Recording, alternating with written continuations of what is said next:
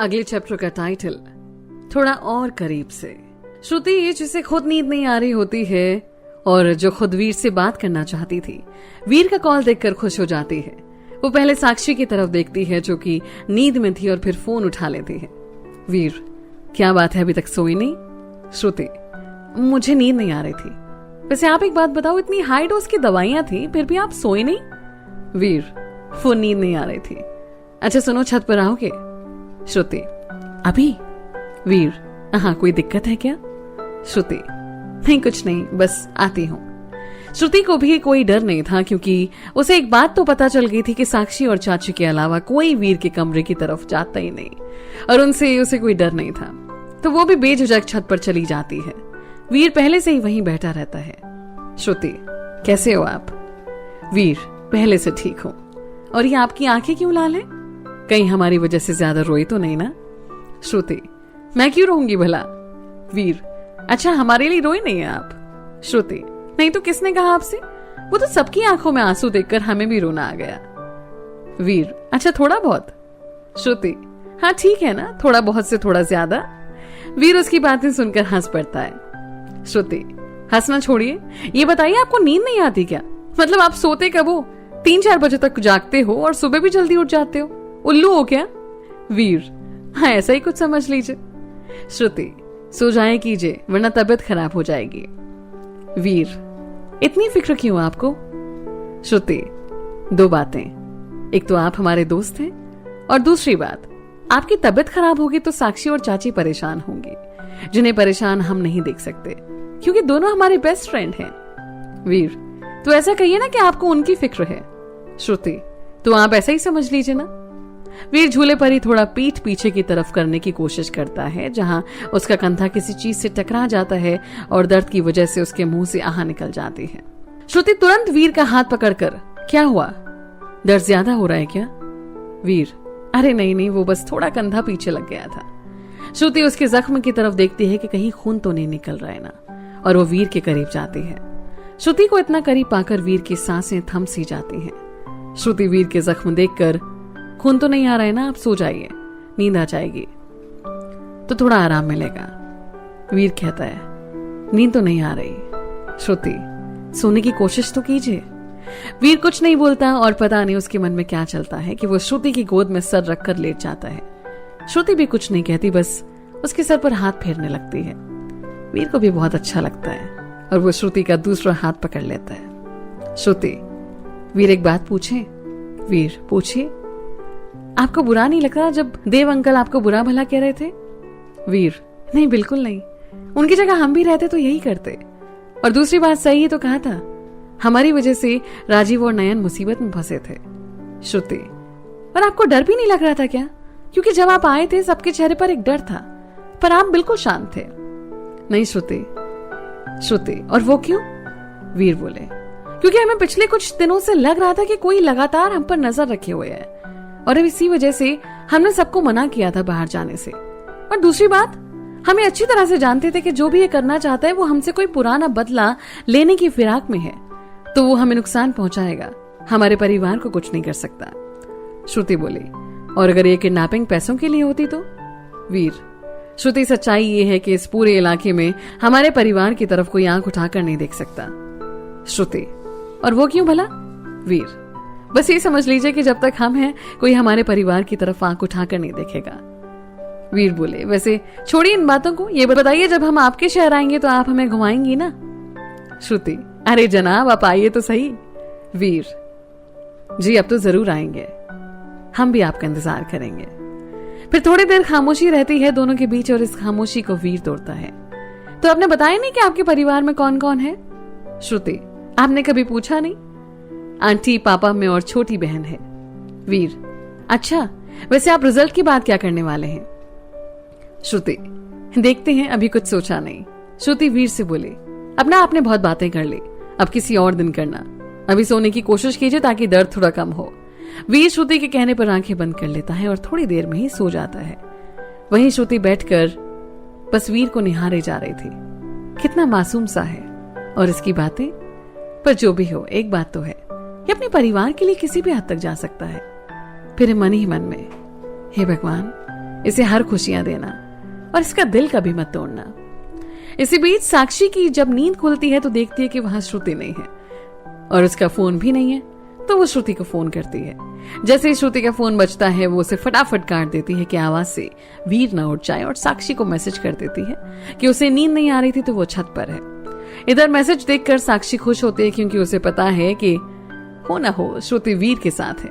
वो मन ही मन कहती है कि चलो बढ़िया, वैसे भी दोनों की जोड़ी बहुत अच्छी है, पर भगवान बस दोनों को हमेशा साथ रखना। और फिर वो सो जाती है। इधर वीर भी गहरी नींद में सो रहा था और श्रुति की आंखों से तो जैसे नींद गायब हो गई थी। वो बस वीर को देखकर मुस्कुराई जा रही थी। इसी बीच वो वीर की कुछ फोटोज खींच लेती है और बड़े प्यार से उसके सर पर हाथ फेरती रहती है। और वीर ने नींद में भी उसका एक हाथ पकड़ रखा था। सुबह 4 बजे की आजान के बाद वीर की नींद खुलती है और जब वो देखता है कि श्रुति वैसे भी अभी बैठी है तो वीर बोला, श्रुति उठा देती यार आप, मेरी वजह से आप पूरी रात बैठी रही। श्रुति, कोई बात नहीं वीर आप सो जाइए जाकर, सुबह भी होने को है। श्रुति बोली, ठीक है, पर आप नीचे जाकर अभी थोड़ी देर और सो जाइए। वीर, ठीक है। श्रुति और वीर दोनों साथ साथ नीचे आ जाते हैं और दोनों अपने अपने कमरे में चले जाते हैं। वीर खुद से ही, अब नींद तो नहीं आएगी तो कुछ काम कर लिया जाए। वो अपना लैपटॉप उठाकर अपने काम करने लग जाता है। इधर श्रुति भी सो जाती है। सुबह 6 बजे वीर काम बंद करके दालान से बाइक लेकर बाहर मार्केट की तरफ चला जाता है। वो एक चाय की दुकान पर पहुंचता है जहां सुबह सुबह बहुत चहल पहल थी। वहीं वो बैठकर चाय पीता है और काफी देर तक सबसे बातें करता है। आज कई दिनों बाद आया था वीर यहाँ पर, तो सभी मिलकर बहुत खुश थे। यहाँ वीर अक्सर ही आता रहता था, जहाँ गांव के कई बड़े बुजुर्ग आते हैं सुबह के वक्त और अपने आसपास की घटनाओं का जिक्र करते हैं। यहाँ कई बार सुबह सुबह राजनीतिक बहस भी छिड़ जाती है। कुल मिलाकर ये चाय की दुकान एक अड्डा था जहाँ विभिन्न वर्ग के लोग आकर बैठ जाते थे और देश दुनिया की तमाम बातें करते थे। तकरीबन 1 घंटे बाद वीर वहां से निकल पड़ता है। बीच में वो गाड़ी रोककर सिगरेट की कश लगाने लगता है और फिर घर की तरफ आ जाता है। घर पर बड़े पापा बोले, वीर कैसे हैं आप, दर्द कैसा है अब आपका? वीर, बड़े पापा अब ठीक है, पहले से आराम है। बड़े पापा, दवाइयां ली थी आपने रात में? जी बड़े पापा, और हम वो कह रहे थे कि आज रजनी के यहाँ पर जाना है तो सबके लिए कुछ गिफ्ट्स, मिठाइयां और कपड़े ले लेते हैं। बड़े पापा, ठीक है, हम किसी को भेज देते हैं। वीर, कोई बात नहीं बड़े पापा, हम रोहित और चाची ले आएंगे सब सामान। बड़े पापा बोले, पर वीर आपकी तबीयत? वीर, बड़े पापा हम ठीक हैं, आप चिंता मत कीजिए। इसी बीच रोहित आता है और वीर से, और मेरे शेर कैसा है तू? कहता है, वीर ठीक हूं भाई। रोहित बोला, और सुन कल दीदी का फोन आया था, तू चल रहा है ना, वरना वो मुझे जान से मार डालेंगे। वीर, हाँ भाई मैं भी चल रहा हूँ। तभी सबके लिए चाय आती है और रोहित बोलता है, बड़ी माँ आपके हाथों में जादू है, और जिस दिन सुबह आपके हाथ की चाय मिल जाए ना तो बस दिन बन जाता है। वीर बोला, अबे जिस दिन क्या होता है, हर दिन तो सुबह सुबह यही होता है तू। रोहित, तो भाई तुझे क्या दिक्कत है, मैं अपने घर ही तो आता हूँ, यहाँ आने के लिए मुझे तुझसे पूछने थोड़ी ना पड़ेगा। वीर, हाँ चल ठीक है, अब रो मत तू। सभी दोनों की बात सुनकर हंसते हैं और दोनों को दुनिया से फर्क ही नहीं पड़ता। नयन आता है और वीर के पास जाकर, भाई आप ठीक है ना? हाँ दोस्त हम ठीक हैं। फिर आपको पट्टी क्यों बंधी है? अरे ये तो बस ऐसे ही बांधी, इसका क्या, इसे तो अभी उतार दे हम। नयन, नहीं भैया रहने दीजिए, आपको दर्द होगा। और वो वीर के गले लग जाता है। वीर भी उसे बड़े प्यार से पुचकारते हुए, चलिए हम आपको चॉकलेट दिलवाते हैं। नयन बोला, नहीं भैया हम नहीं खाएंगे, इसी वजह से आपको चोट लगी है, ना हम चॉकलेट्स खाने की जिद करते हैं और ना ये सब होता। सब हैरान थे कि नयन चॉकलेट्स के लिए कैसे मना कर सकता है, पर वीर जानता था कि नयन ऐसा क्यों कह रहा है और उसके मन से ये डर निकालना बहुत जरूरी है।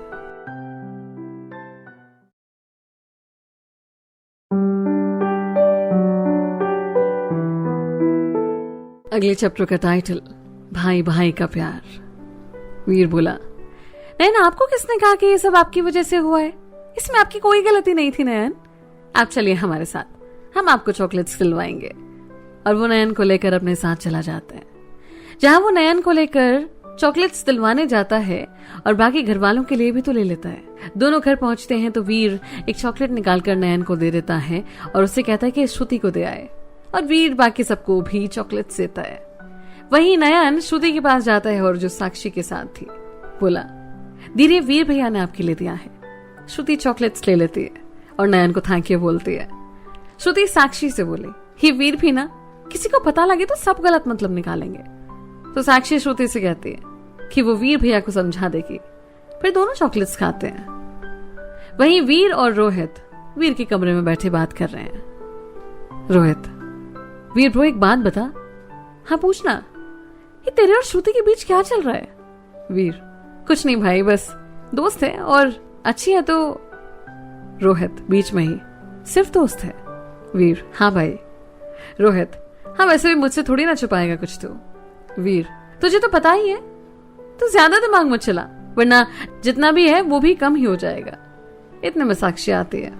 बोली, वीर भैया आप ठीक कह रहे हो, पर आप भी थोड़ा सोचा करो। वीर, क्या हुआ, मैंने क्या किया? साक्षी, कुछ नहीं भैया, बस वो श्रुति कह रही थी कि ये जो आप नयन के हाथों चॉकलेट्स भिजवाई थी ना, अगर ये बात वो सबके सामने कह देता तो दिक्कत हो जाती। वीर, इसमें क्या दिक्कत हो जाती? साक्षी, कुछ नहीं, आपकी समझ में नहीं आएगा। रोहित, अभी सही तो कह रही है, माना तुझे कोई दिक्कत नहीं है, पर श्रुति के बारे में सोच। वीर, ठीक है, आगे से ध्यान रखूंगा। साक्षी, ये हुई ना बात। फिर साक्षी वहां से चली जाती है। रोहित बोला, वैसे तूने बात की घर पर या नहीं? वीर, नहीं यार, समझ में नहीं आता कि बड़े पापा कैसे रिएक्ट करेंगे इस पर। रोहित, देख भाई सब ठीक हो जाएगा, तो एक बार बात तो कर, वैसे भी रिजल्ट में ज्यादा टाइम नहीं बचा है। वीर बोला, ठीक है यार, ये सब कुछ दिनों में चले जाएंगे, उसके बाद टाइम देखकर बात करूंगा। रोहित, ठीक है ब्रो, जैसी मर्जी। फिर दोनों थोड़ी देर तक बात करते हैं और उसके बाद चाची को साथ लेकर रोहित और वीर मार्केट की तरफ जाते हैं। वीर सबसे कहकर जाता है कि सभी तैयार रहें, उनके आने के बाद सभी निकलेंगे रजनी दीदी के घर के लिए। मार्केट पहुंचकर चाची कपड़े लेने लगते हैं। वीर रोहित को मिठाई लेने भेज देता है और खुद गिफ्ट्स के लिए चला जाता है ताकि जल्दी काम खत्म हो जाए। वीर गिफ्ट की दुकान पर सबके लिए गिफ्ट्स पैक करवा लेता है और तभी उसकी नजर एक बड़े सुंदर गिफ्ट पर अटक जाती है। उसमें एक कपल एक दूसरे के साथ डांस के पोज में खड़े हैं और उसी में ऊपर आसमान में तारे चमक रहे हैं। वीर वो गिफ्ट पैक करवा लेता है अलग से। उसके बाद वो वहां से चाची के पास पहुंच जाता है, वहां उनको वो मदद करता है। रोहित भी तब तक पहुंच जाता है। फिर तीनों वहां से घर निकल पड़ते हैं। तीनों घर पर पहुंचकर सबको कपड़े दिखाते हैं और रोहित अपने घर तैयार होने चला जाता है और वीर भी तैयार होने के लिए जाता है। सभी अब रजनी के घर जाने के लिए तैयार हैं। सिर्फ घर की लेडीज नहीं जाती, क्योंकि अभी भी लेडीज अपनी बेटी के ससुराल नहीं जाती। रोहित भी तब तक आ चुका होता है। एक गाड़ी रोहित ड्राइव कर रहा होता है जिसमें वीर आगे और साक्षी श्रुति पीछे बैठे हैं। दूसरी तरफ राजीव ड्राइव कर रहा है जिसमें घर के बाकी लोग बैठे हैं। वीर, श्रुति सीट पीछे कर लूं, कोई दिक्कत तो नहीं है ना आपको? श्रुति बस हाँ में सर हिला देती है और वीर आराम से आंख बंद करके लेट जाता है। रोहित बोला, साक्षी पता है एक बात? साक्षी, क्या हुआ भैया? आजकल हमारे दोस्त हमारे पराये हो गए हैं। साक्षी, अच्छा ऐसा क्यों हुआ भैया? रोहित, अरे क्या बताऊं साक्षी, जो दोस्त बचपन से कोई बात नहीं छुपाता था, हमेशा साथ रहता था, वो आजकल बदल गया है। वीर, अबे नौटंकी, चुप करके गाड़ी चला ले, बकबक करे जा रहा है तब से। रोहित बोला, भाई अब हमारी बात तुझे बकबक लग रही है? देख रही है ना साक्षी, तुझे कह रहा था ना मैं। वीर, अच्छा चल चुप हो जा, गाने चला दे। रोहित अपना फोन कनेक्ट करके गाने चला देता है और जानबूझकर सिर्फ रोमांटिक गाने चलाता है। वीर बोला, अबे कैसे गाने चला रहा है? श्रुति, नहीं रोहित चलने दो, अच्छे गाने हैं। वीर भी चुप हो जाता है। फिर और शायद पहली बार किसी और के पसंद के गाने सुनता है, वरना वो अक्सर अपनी मर्जी के गाने सुनता था। रोहित ये बात जानता था और बस मुस्कुराए जा रहा था। थोड़ी देर बाद वीर बोला, क्या ये दांत फाड़े जा रहा है? ये बता, दूसरी गाड़ी हमसे आगे निकल गई है ना? रोहित, हाँ भाई क्या हुआ? भगानी है क्या गाड़ी और तेज? वीर, नहीं बे, पूरी बात सुना कर पहले। रोहित, हाँ ठीक है बोल। वीर बोला साक्षी से, तूने कहा था ना गुड़ वाली चाय पीनी थी तुझे? साक्षी खुश होते हुए, हाँ भाई। वीर, तो चला जा पिलाते हैं। रोहित, तुझे पता है अब गाड़ी कहाँ लगानी है? रोहित, वो तो ठीक है पर लेट हो जाएंगे भाई। वीर, काय टेंशन ले रहे हो बच्चे, जब तक हम यहाँ बैठे हैं कोई कुछ नहीं पूछेगा। जी गुरुदेव। और फिर रोहित गाड़ी चाय की दुकान पर रोक देता है। चारों अंदर जाते हैं। चाय वाले बोले, अरे वीर बिठवा, कैसन हो? वीर, ठीक हो काका, आप बताइए ठीक है आप? काका, हाँ बिठवा, बैठो हम अभी चाय बनाते हैं। वीर साक्षी और श्रुति को वहीं बिठा देता है और खुद रोहित के साथ बाहर आकर सिगरेट पीता है। अंदर दोनों चाय वाले काका से बात कर रहे होते हैं और फिर उनकी बेटी डॉली आती है। काका बोले, अरे बिटिया देख, ये वीर बिटवा की बहन और ये उनकी दोस्त। डॉली दोनों को नमस्ते करती है और पूछती है, वीर भैया कहाँ है? साक्षी बोली, वो आ रहे हैं अभी थोड़ी देर में। फिर डॉली, जो कि एक बहुत ही हंसमुख बच्ची थी, दोनों से बातें करने लग जाती है। इसी बीच वीर भी वहां आ जाता है। डॉली वीर के गले लगते हुए बोली, भैया ये आपको चोट कैसे लगी और आप इतने दिनों बाद आए हैं यहाँ पर? वीर, वो बस एक छोटा सा एक्सीडेंट हो गया था और हमें भी आपसे मिले बहुत दिन हो गए थे, तो आ गए आपसे मिलने। डॉली, क्या भैया आपने अपना ध्यान भी नहीं रखते। वीर बस हंस देता है। और आपका स्कूल कैसा चल रहा है? पढ़ाई करती हो या सिर्फ मस्ती करती हो आप? डॉली, भैया आपकी बात कैसे नहीं मानते हम? वीर, बस बेटा पढ़ाई कीजिए और कोई दिक्कत हो तो बताइए। काका भी चाय लेकर आते हैं और चारों चाय के साथ कुछ काका के घर के बनाए हुए बिस्किट्स खाते हैं और वहां से निकल पड़ते हैं। गाड़ी में साक्षी बोली, भैया जितनी तारीफ सुनी थी आपसे चाय के बारे में, उससे ज्यादा टेस्टी थी चाय, और उनको आप इतनी अच्छी तरह से कैसे जानते हैं? वीर, तू बस आम घा गुठली की गुन रही है, चाय बढ़िया थी ना, बस इतना ही काफी है। साक्षी, हाँ चाय तो बढ़िया थी, है ना श्रुति? श्रुति, हाँ चाय तो लाजवाब थी। रोहित बोला, अरे आप बोलती भी हैं, आज पता चला। वीर, अभी हर कोई तेरी तरह बकबक नहीं करता ना। रोहित साक्षी से बोला, देख रही है ना साक्षी, बोला मैंने श्रुति को और तकलीफ भाई साहब को हो रही है। साक्षी, हाँ भाई सब देख रही हूं मैं। फिर साक्षी और रोहित दोनों हंसने लगते हैं। वीर, हो गया तुम दोनों का, तो रोहित जी आप गाड़ी चलाने पर ध्यान दें। और वीर आंखें बंद करके आराम से बैठ जाता है। इसी बीच रोहित गाना चला देता है, थोड़ा सा प्यार हुआ है थोड़ा है बाकी। वीर रोहित की तरफ देखकर आराम से, तू नहीं सुधरने वाला, और रोहित भी मुस्कुरा देता है इस बात पर।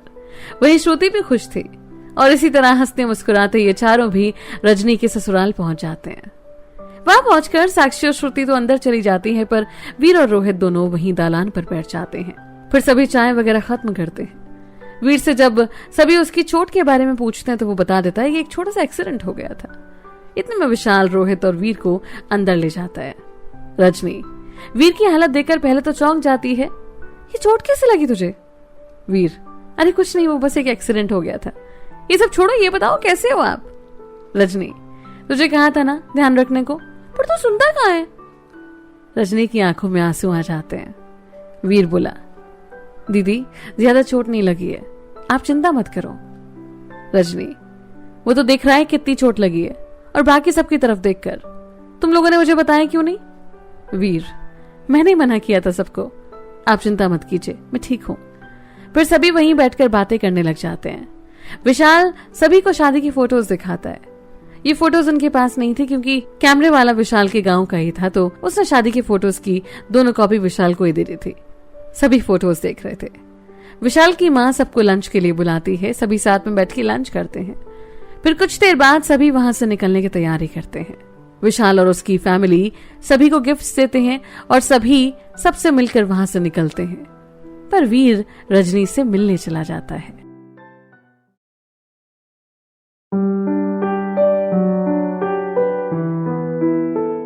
भाई बहन वाला प्यार, अगले चैप्टर का टाइटल। रजनी, वीर बस तुम लोगों की बहुत याद आती है। वीर, अरे दीदी आप रोइए मत, वरना मैं यहां से जा नहीं पाऊंगा, और हम तो बस पास में ही हैं, कौन से दूर हैं? रजनी, वीर कुछ दिनों में हम मुंबई चले जाएंगे, विशाल की पोस्टिंग वहीं हो गई है। वीर, दीदी कोई बात नहीं, जब आपका मन हो बता देना, आपका भाई आ जाएगा आपसे मिलने, और अब आप रोना बंद कीजिए। रजनी, ठीक है, बस तू अपना ख्याल रख। फिर वीर रजनी से गले मिलता है और वहां से निकल जाता है। वीर गाड़ी में आकर आंखों पर काला चश्मा डालकर सीट पर लेट जाता है। बाकी सब भी पूरे रास्ते चुप ही रहते हैं। शाम के वक्त सभी घर पहुंच जाते हैं। रोहित वहां से अपने घर निकल जाता है और वीर को एक कॉल आती है, तो वो भी अपने काम से बाहर चला जाता है। खाने के वक्त पर साक्षी वीर को फोन करती है, तो वीर बता देता है कि उसे देर हो जाएगी आने में और भूख भी नहीं है, तो वो लोग खा ले। फिर वो अपने काम में लग जाता है। इधर सभी खाना पीना खाकर सोने चले जाते हैं। श्रुति भी फोन अपने पास रख लेती है कि रात में अगर वीर का फोन आया तो उठ जाएगी, और वो भी सो जाती है। इधर वीर भी काफी टाइम से काम पर ध्यान नहीं दे पा रहा था। तो उसे सभी काम निपटाते निपटाते 12 बज जाते हैं। वो सब काम खत्म करके घर की तरफ निकल जाता है। घर के बाहर पहुंचते हैं, गेट कीपर गेट खोलता है। वीर, काका आप अभी तक सोए नहीं? काका, बिटवा बस आपका इंतजार कर रहे थे, हम अभी भी सो जाएंगे। वीर ठीक है कहकर बाइक खड़ी करके अंदर चला जाता है। वहां हाथ मुंह धोकर वो अपने कमरे में जाता है। आज उसका मन कुछ ज्यादा ही उदास था। कई दिनों के बाद वो रजनी से मिला था और उसे आज माँ की याद भी आ रही थी। वीर अपनी माँ की फोटो सीने से लगाकर लेट जाता है। माँ, आज से पहले कभी इतनी ज्यादा याद नहीं आई आपकी। रजनी दीदी ने कभी आपकी कमी खलने ही नहीं दी, पर आज आपकी बहुत याद आ रही है। क्यों चले गए आप छोड़कर? ऐसे ही बहुत देर तक वो सीने से फोटो लगाए रोता रहा और जाने कब उसे नींद आ गई। सुबह जब श्रुति की नींद खुलती है तो सबसे पहले अपना फोन चेक करती है और जब देखती है कि वीर का फोन नहीं आया तो वो उठकर बाहर चली जाती है। सभी चाय पीकर गप्पे मार रहे थे। काफी देर तक जब उसे वीर नजर नहीं आता तो वो वीर के कमरे की तरफ जाती है। वहां जाकर देखती है कि वीर अभी भी सो रहा है, पर उसके हाथ में एक फोटो है। वो फोटो लेकर देखने लगती है और समझ जाती है कि ये उसकी माँ है। वो वीर को उठा देती है, पर वीर के कंधे से काफी सारा खून निकलकर सूख चुका होता है, जिसे देखकर श्रुति बोली, वीर ये कैसे हुआ? जब आपको मना किया था डॉक्टर ने अभी कुछ दिन आराम करने का, तो समझ नहीं आती क्या आपको बात? वीर अलसाते हुए बोला, अरे कोई बात नहीं, अभी डॉक्टर आकर दवाई लगा देंगे। श्रुति, आपको समझ नहीं आती क्या? जब मना करके गए तो उनकी बात मान लो। वीर, अरे गुस्सा मत होइए, हम अभी फोन करके डॉक्टर को बुला लेते हैं। और वीर डॉक्टर को फोन करके घर पर आने को कहता है। वीर, लो आ रहे हैं डॉक्टर। श्रुति, वो आकर कर ही क्या लेंगे जब आपको किसी की सुननी नहीं है तो, और गुस्से में वहां से चली जाती है। कुछ देर बाद डॉक्टर आते हैं और साक्षी उन्हें लेकर वीर के कमरे में आ जाती है। डॉक्टर वीर के हाथ और सर की पट्टियां तो खोल देते हैं, पर वीर के कंधे के घाव को देखकर डॉक्टर बोले, अपना ख्याल तो रखिए मालिक, देखिए घाव अभी भी ताजा है और कल रात इसमें से खून भी बहुत बहा है। अरे डॉक्टर साहब, वो कल थोड़ा काम पड़ गया था और बस इसमें से खून बह पड़ा। डॉक्टर, मालिक थोड़ा ध्यान रखिए, मैंने पट्टी तो बदल दी है, पर इसे आराम नहीं देंगे तो घाव भरने में ज्यादा टाइम लग जाएगा। वीर, ठीक है, आप ध्यान रखेंगे। और डॉक्टर वहां से चले जाते हैं। वीर भी बाहर आकर सबके साथ बैठ जाता है। इसी बीच राजवीर आते हैं। राजवीर बोले, वीर बेटा क्या हाल है, ठीक है अब आप? वीर, हाँ पापा, आप कैसे हैं? राजवीर, हम भी ठीक हैं बेटे। फिर राजवीर बड़े साहब के पास जाकर बोला, भैया आज शाम को आप सभी को हमारे यहाँ पर आना है खाने पर। बड़े साहब, ठीक है राज। और राजवीर सबसे बातें करने लगते हैं। फिर सभी चाय पीते हैं। राजवीर भी अपने घर चले जाते हैं। आज के दिन सभी घर पर ही होते हैं। सभी नाश्ता करके अपने काम में लग जाते हैं और वीर भी अपने कमरे में लैपटॉप पर काम करने लगता है। साक्षी, श्रुति, संजना, कविता और राजीव भी श्रुति के कमरे में बैठे बैठे बात कर रहे होते हैं। इसी बीच रोहित का आगमन होता है। बोला, क्या बात है, आज सभी घर पर ही है, आज कहीं जाने का प्लान नहीं है क्या? कविता, कहाँ भाई, आज सब घर पर ही रुक गए हैं। रोहित, क्यों भाई, ऐसा क्यों?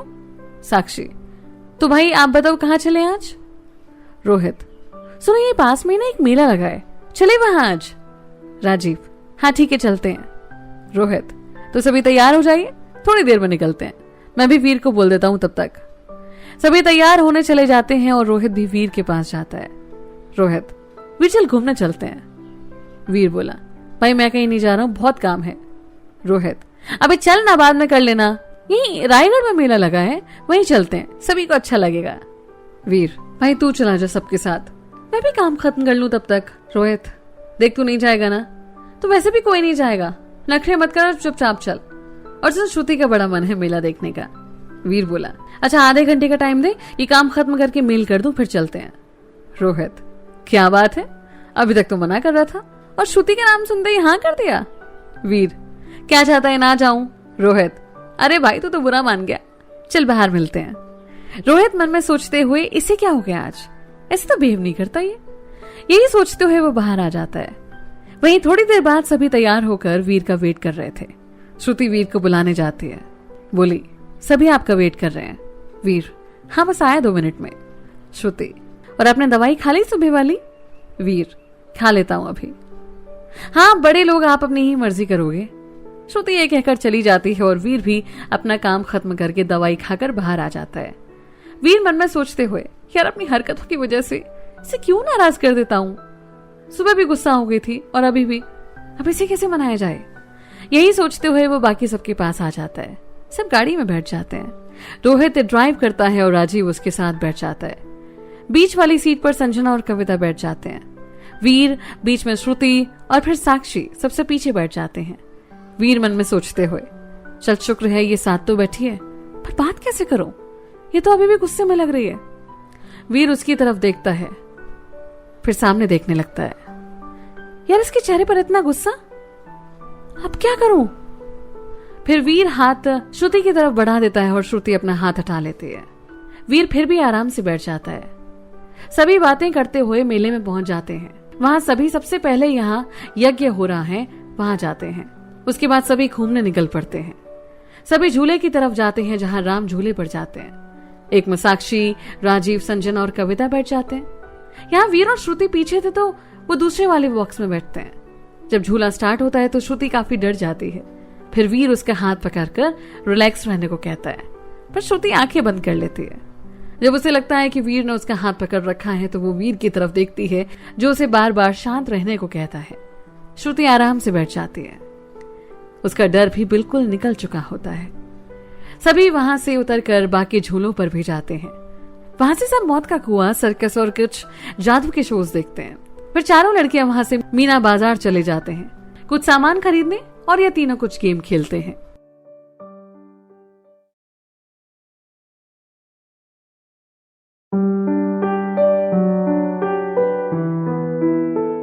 मेले का लुत्फ, अगले चैप्टर का टाइटल। थोड़ी देर बाद सभी वापस मिलते हैं जहां से सभी कुछ खाने के लिए जाते हैं। पर वीर सबसे कहता है कि यहाँ से आगे एक फेमस ढाबा है तो सब वहीं खाना खाएंगे। बाकी सभी हाँ में सर हिला देते हैं। फिर सभी वहीं मेले में कुछ हल्का फुल्का खाते हैं और ढाबे की तरफ निकल जाते हैं। वहां सभी खाना ऑर्डर करते हैं। खा पी कर सभी घर की तरफ निकल पड़ते हैं। सभी वैसे ही गाड़ी में बैठ जाते हैं। पीछे साक्षी को नींद आती है और वो सो जाते हैं। इधर बाकी सभी भी थके होते हैं तो आंखें बंद करके बस वैसे ही सीट पर सर टिकाकर बैठ जाते हैं। इधर श्रुति और वीर भी बैठे होते हैं। श्रुति अपना हाथ वीर की तरफ बढ़ाती है। वीर कुछ नहीं बोलता, बस शांत बैठा रहता है। पूरे रास्ते श्रुति बस वीर का हाथ पकड़े बैठी रहती है। रोहित, वीर सुन। वीर, हाँ बोल। रोहित बोला, एक काम करते हैं, सभी मेरे घर ही चलते हैं, थोड़ी देर वहीं आराम कर लेंगे और शाम को तो सभी को आना ही है, क्या बोलता है। वीर, चल रुक, मैं बड़े पापा से बात कर लूं। वीर बड़े पापा को फोन करके पूछता है और बड़े पापा हाँ कर देते हैं। फिर सभी रोहित के घर की तरफ निकल पड़ते हैं। रोहित के घर पर रोहित के मम्मी पापा सभी को देखकर बहुत खुश होते हैं। सभी दोनों से मिलते हैं और रोहित की मम्मी चाय बनाने जाती है। पर वीर कहता है, मम्मी चाय हम बना रहे हैं, आप बैठिए।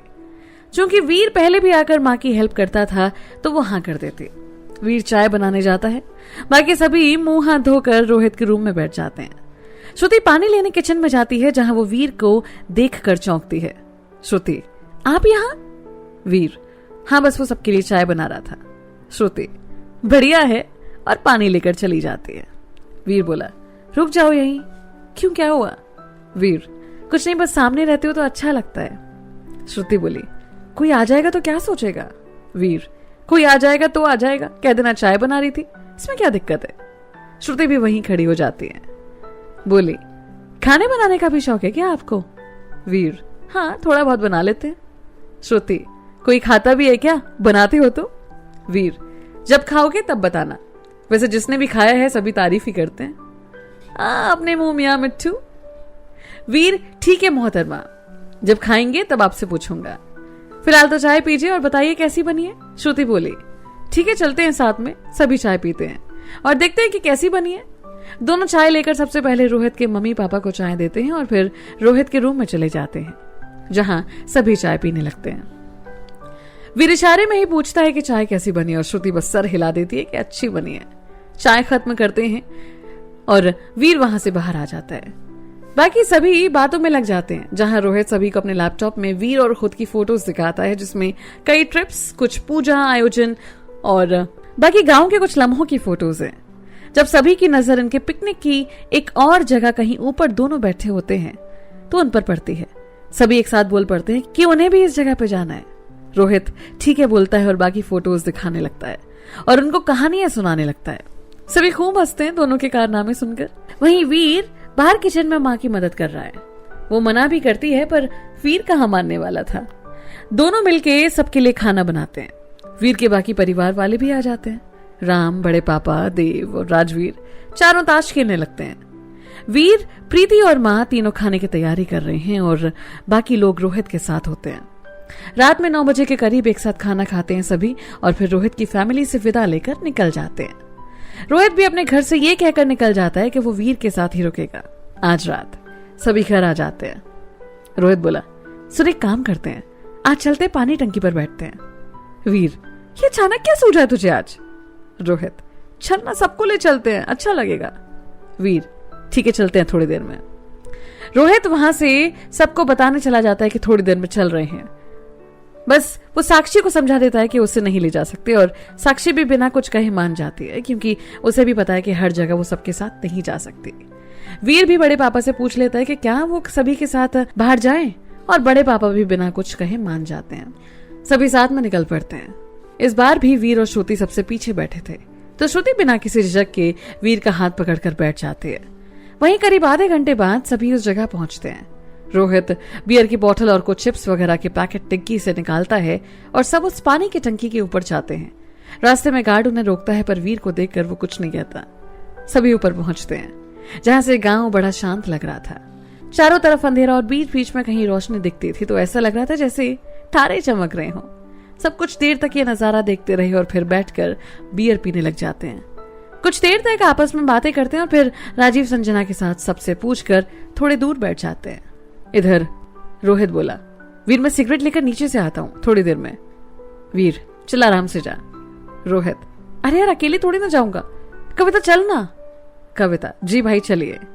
दोनों नीचे आ जाते हैं और रोहित मन ही मन खुश होता है कि चलो दोनों कुछ वक्त साथ रहेंगे। दोनों नीचे उतर जाते हैं जहां रोहित कविता से कहता है कि पैदल ही चलते हैं, वॉक भी हो जाएगी, और दोनों निकल पड़ते हैं। कविता बोली, अच्छा रोहित तुम और वीर बचपन से ही साथ हो ना? रोहित, हाँ बचपन से ही हम दोनों साथ हैं। कविता, एक बात बताओ, उस दिन जब वो सारा सीन हुआ तो वीर ने आपको क्यों बुलाया था? रोहित, पता है हालात ही कुछ ऐसे थे। वो उस वक्त किसी और पर विश्वास नहीं करता पर मुझ पर वो आंख मूंद कर विश्वास कर लेता है। दूसरा, उसको इस बात का भी डर था कि कहीं अगर वो किसी पुलिस वाले से हेल्प लेता तो कहीं ऐसा ना हो कि वो पृथ्वी सिंह का मुखबिर हो। तो इस वजह से उसने मुझे बुलाया था ताकि वो इधर उधर से उन सब से निपट सके। कविता, तुम्हें डर नहीं लगा था? रोहित, बिल्कुल नहीं, क्योंकि अगर वीर साथ है तो आपका कोई कुछ नहीं बिगाड़ सकता। वीर जिससे भी प्यार करता है ना, उस तक किसी मुसीबत को पहुंचने के लिए वीर से ही होकर गुजरना पड़ेगा। कविता बोली, इतना विश्वास? रोहित, खुद से भी ज्यादा। फिर दोनों बस बातें करते हुए दुकान की तरफ जाते हैं जो कि थोड़ी दूर पर था। इधर वीर और श्रुति साथ चुप बैठे थे। वीर, कुछ बोल ही लीजिए। श्रुति, क्या बोलूं? वीर, कोई दिक्कत है क्या? आप ठीक हो? श्रुति, हाँ हाँ ठीक हूं और कोई दिक्कत नहीं है। वीर बस श्रुति की तरफ देखकर सर हिला देता है। श्रुति वीर के पास आ जाती है, उसके कंधे पर सर रखकर बैठ जाती है। दोनों खामोश रहते हैं। बस वीर बीच बीच में श्रुति के मुंह पर आए बाल हटा देता है। दोनों एक दूसरे में खोए बैठे रहते हैं। श्रुति, वीर कुछ बोलना नहीं है आपको? नहीं श्रुति। श्रुति मन ही मन में, वीर बोल दो अब, बहुत इंतजार कर लिया, क्या अभी तो प्यार करते हो? वहीं वीर के मन में भी यही चल रहा था कि वो बोल दे श्रुति से कि वो उससे बहुत प्यार करता है। उसके दिमाग में यही सब उथल पुथल चल रही थी। कैसे भी करके वो चल यार बोल देता हूं। वीर, श्रुति। वीर फिर खामोश हो जाता है। ये पहली बार था कि उसका दिल उसकी जुबान के साथ नहीं था और वो हिम्मत नहीं कर पा रहा था कि श्रुति को कुछ बोल पाए। श्रुति बोली, क्या हुआ वीर, अब बोलो भी। वीर, वो कुछ नहीं।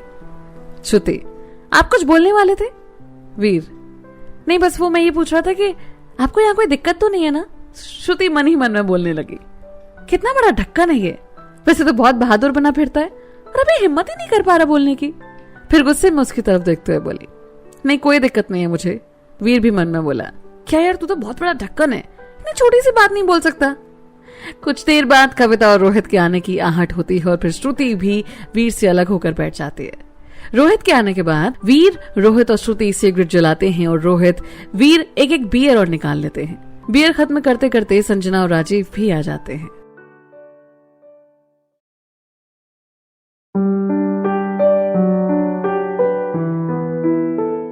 पानी की टंकी पर पार्टी।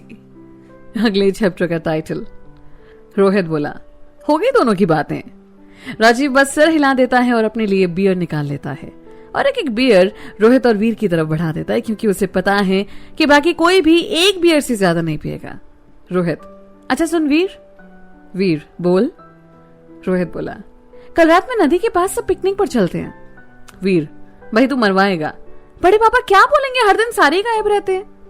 रोहित, वो सब तो तू संभालेगा ना भाई, और वैसे भी ये सब अब बस 2 दिन है, उसके बाद भी तो सब चले जाएंगे।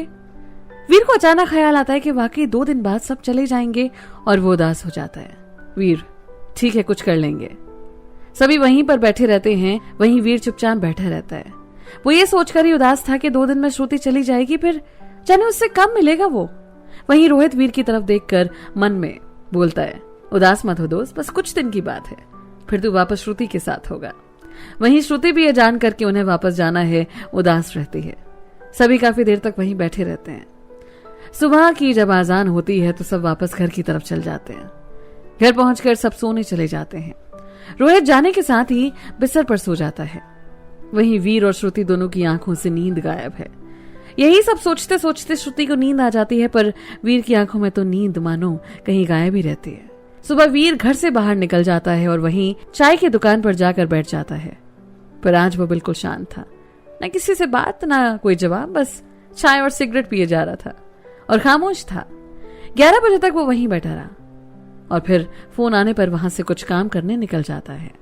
वहीं सुबह रोहित और बाकी सब भी देर से उठते हैं।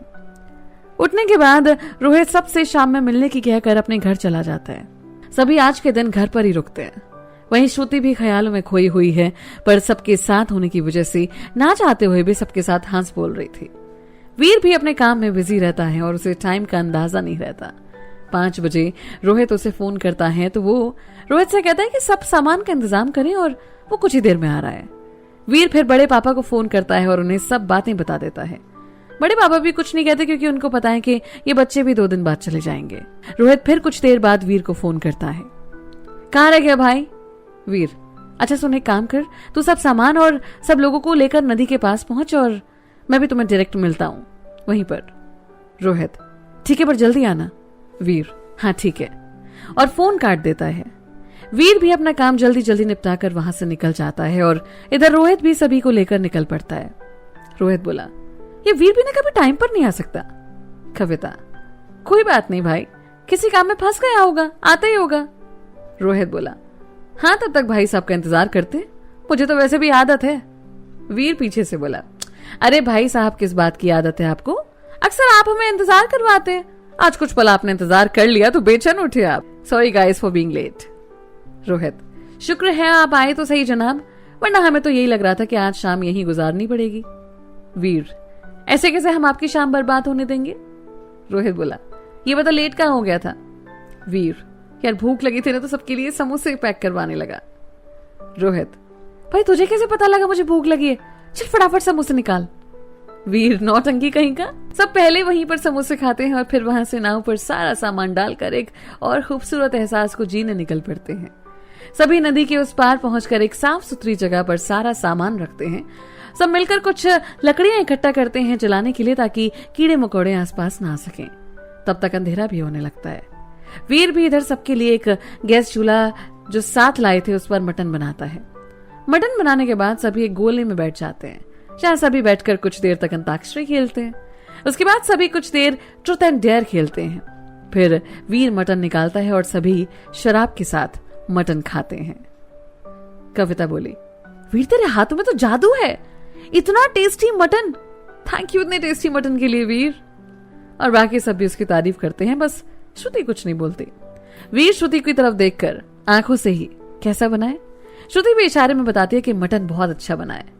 कविता बोली, वीर और रोहित थैंक यू गाइस, ये वक्त कैसे बीत गया तुम दोनों के साथ पता ही नहीं चलने दिया, जैसे कल की बात हो कि मैं मम्मी पापा को मना कर रही थी कि मुझे नहीं जाना, पर तुम दोनों ने इन दिनों को बहुत यादगार बना दिया।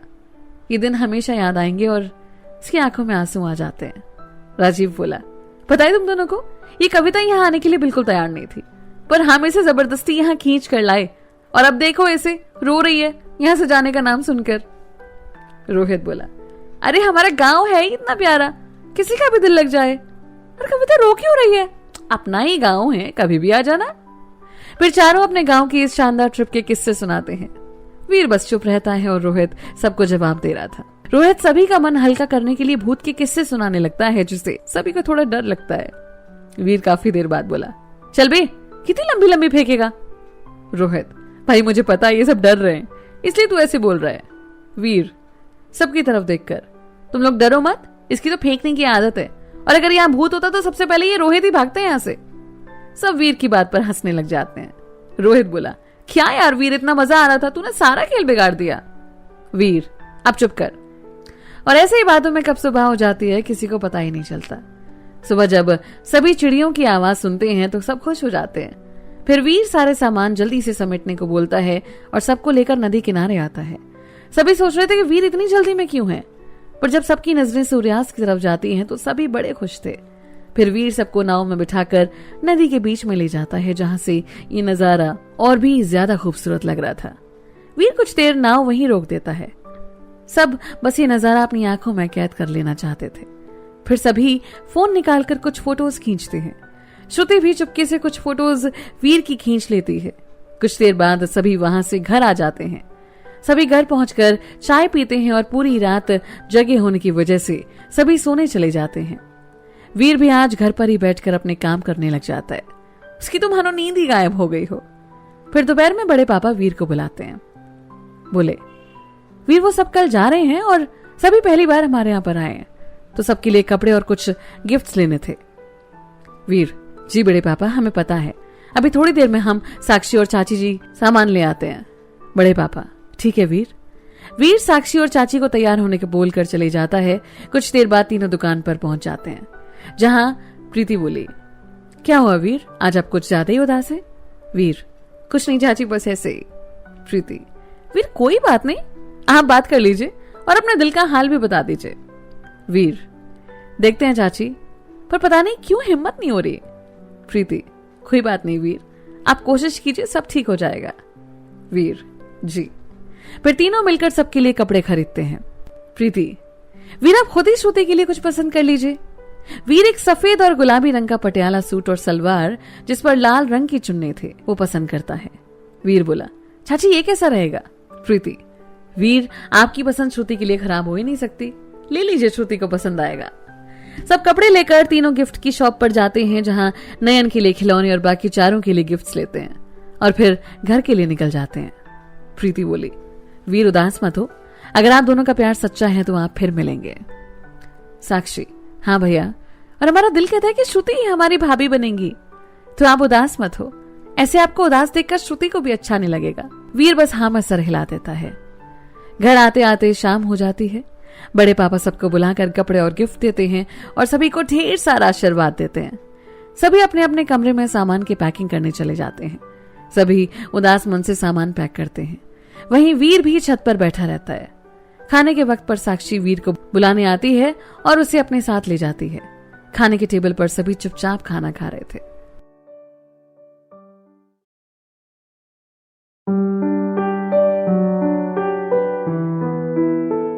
रुखसती का वक्त, अगले चैप्टर का टाइटल। देव बोले, भैया जैसे आज ही की बात हो, हम यहाँ आए हैं और आज ही जा रहे हैं, समय का पता ही नहीं चला। बड़े पापा, देव हम तो कब से कह रहे थे आपको सबके साथ आने की, पर आप ही बिजी थे। देव, हाँ भैया, अब हमें भी लग रहा है बहुत कुछ मिस कर दिया हमने, पर अब कोशिश करेंगे कि आप आए। बड़े पापा, आते रहना देव, और हाँ इन प्यारी बच्चियों को भी लेकर आना, बड़ी प्यारी बच्चियां हैं। सब थे तो घर भरा भरा लग रहा था, अब रजनी भी चली गई और अब आप सब भी जा रहे हैं। देव बोले, भैया हम जल्दी ही आएंगे। सभी खाना खत्म करके सोने चले जाते हैं। वहीं वीर को भी नींद नहीं आ रही थी। अचानक से उसे ख्याल आता है कि वो श्रुति के लिए एक गिफ्ट लाया था और उसे दिया नहीं अभी तक। वीर श्रुति को मैसेज करके छत पर आने को कहता है और श्रुति भी वीर से मिलना चाह रही थी तो आ जाती है। वीर, आपको डिस्टर्ब तो नहीं किया ना? श्रुति, नहीं नहीं, वैसे भी नींद नहीं आ रही थी। वीर, कल आप लोग चले जाएंगे, हमें मिस करेंगे आप? श्रुति वीर की तरफ देखकर कुछ नहीं कहती, पर उसकी आंखें जैसी कह रही हों, वीर देख लो इन आंखों में, यहां आकर हम खुद के रहे ही नहीं, अब तो सांसें भी आपसे ही चलती हैं। वीर, वो आपके लिए कुछ लाए थे और गिफ्ट उसकी तरफ बढ़ा देता है। श्रुति, क्या है इसमें? वीर, देख लीजिएगा बाद में। दोनों वहीं झूले पर बैठ जाते हैं। काफी देर तक दोनों बस खामोश बैठे रहते हैं। वीर बार बार घड़ी की तरफ देखता है और मन ही मन आज ये वक्त इतनी तेजी से क्यों बीत रहा है सोचने लगता है। दोनों एक दूसरे से कुछ नहीं कहते, बस सारी रात बैठे रहते हैं। सुबह की आजान भी हो जाती है। दोनों में से कोई भी जाना नहीं चाहता, पर कहते हैं ना, चाहत पर किसी का जोर नहीं चलता। श्रुति बोली, वीर अब हमें चलना चाहिए। वीर, रुक जाओ ना। श्रुति, कैसे रुक जाएं वीर? चाहते तो हम भी हैं कि यहीं रुक जाएं, पर कैसे और किस हक से रुक जाएं? वीर बस चुप हो जाता है, क्योंकि श्रुति ना बोलते हुए भी अपने दिल की बात कह गई थी। वीर, फिर कब मिलेंगे श्रुति? जब किस्मत हम दोनों को मिलाए, पर हम उस दिन का इंतजार करेंगे वीर। वीर कहता है, हम भी। दोनों वहां से निकलने लगते हैं। सीढ़ियों के पास आकर वीर बोला, बाय श्रुति, जल्दी मिलेंगे। श्रुति आकर गले मिल जाती है और बिना कुछ बोले वहां से चली जाती है। वीर नीचे आकर खड़े हो जाता है। वो श्रुति को जाते हुए देख रहा था, पर श्रुति एक बार भी पलट कर नहीं देखती। वीर भी कुछ देर तक वहीं खड़ा रहता है और फिर अपने रूम में आकर बैठ जाता है। आंखें बंद करके वो बस श्रुति के बारे में सोचता रहता है। जैसे ही श्रुति के जाने का ख्याल आता है, उसकी आंखों में आंसू आ जाते हैं। इधर सभी जाने की तैयारी करते हैं। सभी को सुबह 7 बजे निकलना था, क्योंकि 3 बजे उनकी दिल्ली के लिए ट्रेन थी और स्टेशन तक पहुंचने में उन्हें 5 से 6 घंटे लग जाएंगे। सभी तैयार होकर नाश्ता करते हैं और फिर स्टेशन के लिए निकलने को होते हैं। तभी वीर आता है और बिना कुछ किसी से बोले गाड़ी निकालता है। वीर ने आंखों पर काला चश्मा पहन रखा था ताकि उसके आंसू कोई न देख पाए। वीर सभी को लेकर स्टेशन के लिए निकल पड़ता है। गाड़ी में कविता बोली, वीर अपना व्हाट्सएप नंबर दे दीजिए ताकि आपको आपकी फोटोज भेज सकें। वीर अपना नंबर दे देता है, जिस पर कविता और राजीव फोटोज भेजते हैं। राजीव बोला, वीर यही नंबर है ना, क्योंकि इस पर तो लास्ट ऑनलाइन आपका 1 महीने पहले का दिखा रहा है। वीर, हाँ यही नंबर है, काफी टाइम से यूज नहीं कर रहा, अब जाकर देख लूंगा। सभी गांव की बातें करने लगते हैं और वीर चुपचाप गाड़ी चला रहा होता है। इसी बीच नयन कहता है कि उसे भूख लगी है। देव, ठीक है बेटा, अभी कहीं रुक कर कुछ खाते हैं। वीर सुन लेता है और वो गाड़ी एक ढाबे पर रोक देता है। सभी अंदर की तरफ चले जाते हैं, पर वीर वहीं रुक जाता है। राजीव, चलें वीर? वीर सिगरेट निकालते हुए, तू जा, मुझे अभी भूख नहीं है। राजीव, चल मुझे भी सिगरेट दे, पता नहीं अगली कब पिएंगे। वीर सिगरेट राजीव की तरफ बढ़ा देता है। दोनों वहीं खड़े होकर सिगरेट पीते हैं और फिर राजीव बोला, चल हल्का फुल्का खा लियो। वीर, नहीं यार, बिल्कुल मन नहीं है। राजीव, जैसे तेरी मर्जी। फिर राजीव वहां से चला जाता है और वीर दूसरी सिगरेट भी चला लेता है। वो बस अभी श्रुति के सामने नहीं जाना चाहता था और इसलिए उसके सामने जाने से बच रहा था। करीब आधे घंटे बाद सभी खाना खाकर वापस आते हैं और वीर गाड़ी आगे बढ़ा देता है। राजीव, वीर कितना टाइम और लगेगा? वीर, बस कुछ देर और। राजीव घड़ी की तरफ देखकर, अभी तो 1 घंटा बचा है। वीर बस सर हिला देता है। थोड़ी देर बाद सभी स्टेशन पहुंच जाते हैं। वीर स्टेशन के बाहर गाड़ी लगाकर 2 कुली को बुलाता है और सब सामान अंदर ले जाने को कहता है। सभी स्टेशन के अंदर आ जाते हैं। गाड़ी प्लेटफॉर्म पर खड़ी रहती है। सभी सारा सामान गाड़ी में रखते हैं और सीट पर बैठ जाते हैं। वीर राजीव से बोला, चल ठीक है राजीव, मैं निकलता हूं, अभी तो थोड़ा टाइम बचा है गाड़ी खोलने में। राजीव, चल मैं भी बाहर चलता हूं तेरे साथ। संजना और कविता कहते हैं कि वो भी आएंगे साथ और फिर श्रुति भी उनके साथ आ जाती है। वीर नयन से गले मिलता है और उसे अपना ध्यान रखने को कहता है। वीर भी देव को नमस्ते करता है और वहां से बाहर आ जाता है। जैसे ही गेट से बाहर आता है, नयन वीर को आवाज देता है। वीर उसके पास पहुंचता है तो नयन कहता है, वीर भैया अपना ख्याल रखना और जल्दी आना मिलने के लिए। वीर भी ठीक है कहकर बाकी सबके साथ स्टेशन से बाहर निकल जाता है। बाहर आकर वीर, राजीव और श्रुति सिगरेट पीते हैं और कविता संजना अपने लिए कोक लेते हैं। सभी के बीच खामोशी है। इतने में वीर सबसे कहता है कि वो 2 मिनट में आ रहा है और रोड के दूसरी तरफ चला जाता है। वहां से वो नयन और बाकी सबके लिए चॉकलेट्स लेकर आता है। वीर राजीव को चॉकलेट्स पकड़ाते हुए, ये नयन को दे देना, ये तेरे लिए। फिर वो कविता और संजना को भी चॉकलेट देता है और फिर श्रुति की तरफ चॉकलेट बढ़ा देता है, ये आपके लिए श्रुति। श्रुति चॉकलेट ले लेती है और कुछ नहीं बोलते। राजीव घड़ी की तरफ देखता है तो वीर अलविदा कहने का वक्त आ गया है, बस 10 मिनट बचे हैं गाड़ी खुलने में, और वो उसके गले लग जाता है। कविता और संजना भी उससे गले मिलते हैं और आगे बढ़ जाते हैं। श्रुति वीर से हाथ मिलाती है और वीर से श्रुति बोली, अपना ख्याल रखना वीर, और याद रखना कोई इंतजार कर रहा है। वीर, आप भी ख्याल रखना। वीर आगे बढ़ता है गले मिलने के लिए, पर श्रुति, नहीं वीर, वरना मैं यहां से जा नहीं पाऊंगी। बस अपना ख्याल रखना, जल्दी मिलेंगे वीर। श्रुति वहां से बिना वीर की तरफ मुड़े स्टेशन के अंदर चली जाती है। वीर थोड़ी देर वहीं खड़ा रहता है और वापस गाड़ी में आकर बैठ जाता है और 10 मिनट बाद वहां से अपने गांव की तरफ निकल पड़ता है। तो ये वीर और श्रुति की पहली मुलाकात खत्म होती है।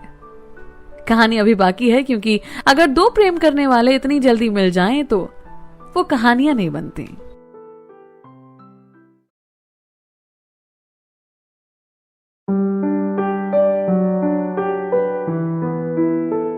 वीर, श्रुति और उनकी यादें, अगले चैप्टर का टाइटल।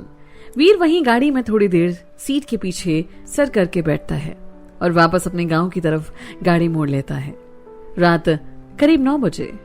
श्रुति ऊपर वाले सीट पर लेटी हुई थी और वीर के बारे में, उसके साथ बिताए हुए लम्हों के बारे में सोच रही थी। फिर उसकी आंखों में आंसू आ जाते हैं। काफी देर बाद उसे नींद आ जाती है। वीर भी गांव के पास के बार में पहुंचता है और रोहित को फोन करके वहां बुला लेता है। दोनों बैठकर थोड़ी देर शराब पीते हैं और वहां से 10 बजे निकलकर नदी के घाट पर बैठ जाते हैं। रोहित, क्या हुआ, बड़ी देर से देख रहा हूं उदास बैठा है। वीर, यह श्रुति की याद आ रही है। रोहित, ओह मेरे मजनू, ख्यालों से बाहर आजा। और सुन, अब तो तेरे पास वजह भी है, बड़े पापा से बात कर ले। चलते हैं हम भी उन्हीं की गली में जिनके ख्यालों में तो डूबा रहता है। वीर, देखता हूं यार क्या होता है। रोहित, वैसे तूने भाभी से बोल तो दिया ना कि तू प्यार करता है उनसे। वीर, कहाँ यार, हिम्मत ही नहीं हो पाई। रोहित, बड़ा बेवकूफ है यार तू, वैसे इतना बहादुर बनता है और अपने दिल की बात कहने में डर गया।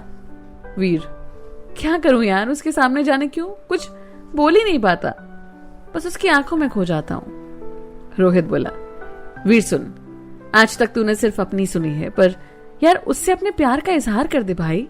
वो भी तुझसे बहुत प्यार करती है और तुझसे ज्यादा वो तड़प रही होगी। वीर बस सर हिला देता है। कुछ देर बाद रोहित वीर से बोला, वीर घर चलते हैं, काफी रात हो गई है। वीर भी सर हिलाता है और दोनों उठकर अपने घर को निकलते हैं। वीर घर पहुंचकर सीधे अपने कमरे में जाता है जहां साक्षी खाना लेकर आती है। वीर, अभी तक सोई नहीं तू? साक्षी, बस आपका ही वेट कर रही थी, आप खाना खा लीजिए फिर मैं सो जाऊंगी। वीर बैठकर चुपचाप खाना खाता है। साक्षी बोली, आओ बैठो भैया, बड़े दिन हो गए आपसे बात किए, और वीर के सर पर मालिश करने लगती है। भैया क्या हुआ, उदास हो? नहीं रे, कोई बात नहीं भैया, कौन सा भाभी ज्यादा दूर गई है, कर लेना बात और मिलाना आप उनसे भी। जी गुरुदेव, और कुछ? नहीं गुरुदेव, बस इतना ही। वैसे आपने बात की क्या भाभी से अभी? वीर, नहीं अभी सब साथ होंगे, सुबह कर लूंगा बात। साक्षी, याद से कर लेना बात, कहीं आप भूल ना जाओ। वीर मन ही मन में, साक्षी अब तुझे क्या बताऊं, उन्हें कैसे भूल जाएंगे जो हर पल हर लम्हे में हमारे दिल में बसते हैं। साक्षी बोली, चलो भैया अब आप भी सो जाओ, हम भी चले सोने, गुड नाइट। वीर, गुड नाइट। और साक्षी वहां से चली जाती है। वीर भी अपना दूसरा फोन निकालता है और काफी टाइम से इस फोन को यूज नहीं किया था, तो लेकर छत पर चला जाता है, जहां वो नेट ऑन करता है और ढेर सारे मैसेजेस फेसबुक और इंस्टाग्राम से ढेर सारे नोटिफिकेशंस आते हैं। वीर व्हाट्सएप चेक करता है और राजीव और कविता के भेजे गए फोटोज देखता है। काफी देर तक फोटोज देखता रहता है और वो सारे पल उसकी आंखों के सामने आ जाते हैं। फिर उसकी नजर रोहित के मैसेजेस पर जाती है और वो उसके द्वारा भेजे गए फोटोज देखने लगता है और देखकर चौंक जाता है कि फोटोज सिर्फ उसके और श्रुति के होते हैं जिन्हें रोहित ने चुपके से खींच लिया होता है। वीर मन ही मन कहता है, तुझे तो मैं यूं ही इतना सुनाता रहता हूं, पर तू तो वाकई काम की चीज है। फिर वो उन सभी फोटोज को देखने लगता है और श्रुति को देखकर वो बस ख्यालों में खो जाता है। कुछ देर बाद वो श्रुति का नंबर सेव करके उसकी प्रोफाइल पर जाता है और पहले उसकी फोटो देखता है और फिर उसे एक मैसेज लिखकर भेजता है। वीर की आंखों में अब नींद थी और वो जाकर सो जाता है। सुबह के समय सभी की ट्रेन सुबह टाइम से स्टेशन पहुंच जाती है और सभी यहां से घर के लिए निकल जाते हैं। घर पहुंचकर श्रुति के पापा संजय सिंह बोले, अरे हमारा बेटा आ गया। श्रुति भी जाकर अपने पापा के गले लग जाती है। पापा आपको बहुत मिस किया हमने। संजय, हमने भी आपको बहुत मिस किया बेटा। सुरभि जो कि श्रुति की बहन है बोली, दीदी हमें तो भूल ही गई होंगी ना आप। श्रुति, चुटकी तुझे कैसे भूल सकती हूँ, और उससे भी गले मिल जाती है। संजय बोले, बेटा अब आप फटाफट फ्रेश हो जाओ, आज बड़े दिन बाद दोनों बाप बेटी साथ में नाश्ता करेंगे। श्रुति, जी पापा। और श्रुति अपने कमरे की तरफ चली जाती है, जहां से नहाकर वो बाहर आती है और सभी एक साथ नाश्ते की टेबल पर बैठ जाते हैं। संजय, बेटा कैसा लगा देव के गांव जाकर? श्रुति, पापा बहुत अच्छी जगह है और वहां के लोग तो बस पूछिए मत, लग ही नहीं रहा था कि पहली बार मिले हैं। इतना प्यार और अपनापन था वहां। संजय, चलो अच्छा है, आपका मन लगा रहा वहां पर। संजय और सुरभि फिर ढेर सारी बातें करते हैं श्रुति के साथ, पर अंजना जी, श्रुति की सौतेली माँ, वो कुछ नहीं बोलती और ऐसा लगता है जैसे उन्हें कोई फर्क ही नहीं पड़ा कि श्रुति कुछ बोल रही है या नहीं। वो तो अपना नाश्ता खत्म करती हैं और वहां से उठ जाते हैं। संजय बोले, चलो बेटा अब आप भी आराम करो, हम भी ऑफिस जाते हैं, शाम को वापस मिलते हैं। श्रुति, ठीक है पापा, और अपने कमरे में चली जाती है। वहीं वीर भी सुबह 5 बजे उठता है और रनिंग करते हुए रोहित के घर पहुंचता है। रोहित के कमरे में पहुंचकर वीर बोला, चल रोहित उठ जा। रोहित सोया ही रहता है। फिर वीर पानी उसके मुंह पर फेंक देता है। रोहित हड़बड़ा कर उठता है। कौन है, क्या हुआ, भूकंप आया क्या? वीर, नहीं प्रभु, चलिए एक्सरसाइज करने चलते हैं। रोहित बोला, अबे भाई तुझे नींद नहीं आती तो दूसरों को तो सोने देना, शनि बनकर बैठा है मेरी जिंदगी में। वीर, चल बकवास बंद कर, जल्दी उठ, देर हो रही है। और हाँ, आज वो पुल पर भी चलेंगे, नाश्ता वहीं करेंगे। रोहित भी अनमने ढंग से उठता है और वॉशरूम से थोड़ी देर में बाहर आकर निकल पड़ता है वीर के साथ। करीब 1 घंटे के लगातार कसरत के बाद फ्री होकर दोनों बैठ जाते हैं। रोहित, अब जाएंगे कैसे नाश्ता करने? वीर, तो चिंता मत कर। और इतनी देर में वीर का एक नौकर उसकी बाइक लेकर आता है। दोनों बाइक पर बैठकर पुल की तरफ निकल पड़ते हैं। पुल पर जहां पर अच्छी खासी भीड़ लगी है, दोनों जाते हैं, गर्मा गर्म कचौरी और लस्सी लेते हैं। रोहित बोला, इस नाश्ते के लिए तो 2 घंटे तेरे साथ टाइम वेस्ट कर सकता हूं मैं। और फिर दोनों नाश्ता करने लगते हैं। वीर और रोहित दोनों घर के लिए भी कचौरियां और लस्सी पैक करवा लेते हैं और घर की तरफ निकल पड़ते हैं। घर पहुंचकर वीर साक्षी को कचौरियां और लस्सी पकड़ा देता है और अपने कमरे की तरफ चल पड़ता है। वीर नहा धोकर तैयार होता है और काम के चक्कर में बाहर निकल जाता है। वीर अपने ऑफिस पहुंचकर काम में व्यस्त हो जाता है और मन ही मन, श्रुति बस कुछ दिन और फिर मैं तुमसे अपनी मोहब्बत का इजहार भी करूंगा, कहता है और दोनों साथ भी होंगे। वीर काम में व्यस्त हो जाता है। इधर श्रुति भी अपने कमरे में आकर बेड पर लेट जाती है और वीर को फोन करती है, पर वीर फोन नहीं उठाता। फिर दोबारा फोन करती है, पर इस बार भी वीर फोन नहीं उठाता है। श्रुति मन ही मन, इसे क्या हो गया, फोन भी नहीं उठा रहा और कल से एक बार फोन भी नहीं किया, सोचने लगती है और फिर कहती है कि हो सकता है काम में बिजी हो, और अपने फोन का नेट ऑन करती है जहां पर एक अननोन नंबर से मैसेज आया हुआ था। पर अननोन नंबर देखकर वो उसे इग्नोर नहीं करती। कुछ देर वो अपने दोस्तों से बातें करती है, फिर फोन में वीर की फोटोज देखने लगती है। श्रुति मन ही मन वीर की फोटोज देखकर, कितने अकड़ू हो, कल से एक फोन भी नहीं किया, और जब मैंने किया तो फोन भी नहीं उठा रहे, अब मैं भी फोन नहीं करूंगी। काफी देर तक वो वीर की फोटो निहारती रहती है और अंत में फोन साइड में रखकर नॉवेल उठाकर पढ़ने लग जाती है। इधर वीर, जो कि अब ठान चुका था कि सब काम जल्दी से खत्म करे ताकि वो वहां से जाए और सारे काम किसी को सौंप कर इत्मीनान से जा सके, इसी वजह से जब श्रुति का फोन आया तो उसने ध्यान नहीं दिया और दोबारा फोन बजने पर बिना फोन की तरफ देखे उसे साइलेंट करके रख दिया। सुबह से दोपहर, फिर शाम और फिर रात हो गई, पर वीर अपने काम में डूबा हुआ था। ये यूं कहें कि श्रुति से मिलने की बेकरारी में बस अपने कामों को जल्दी से जल्दी निपटाना चाहता था। रात में देर से घर पहुंचता है और खाना खाकर वो छत पर चला जाता है।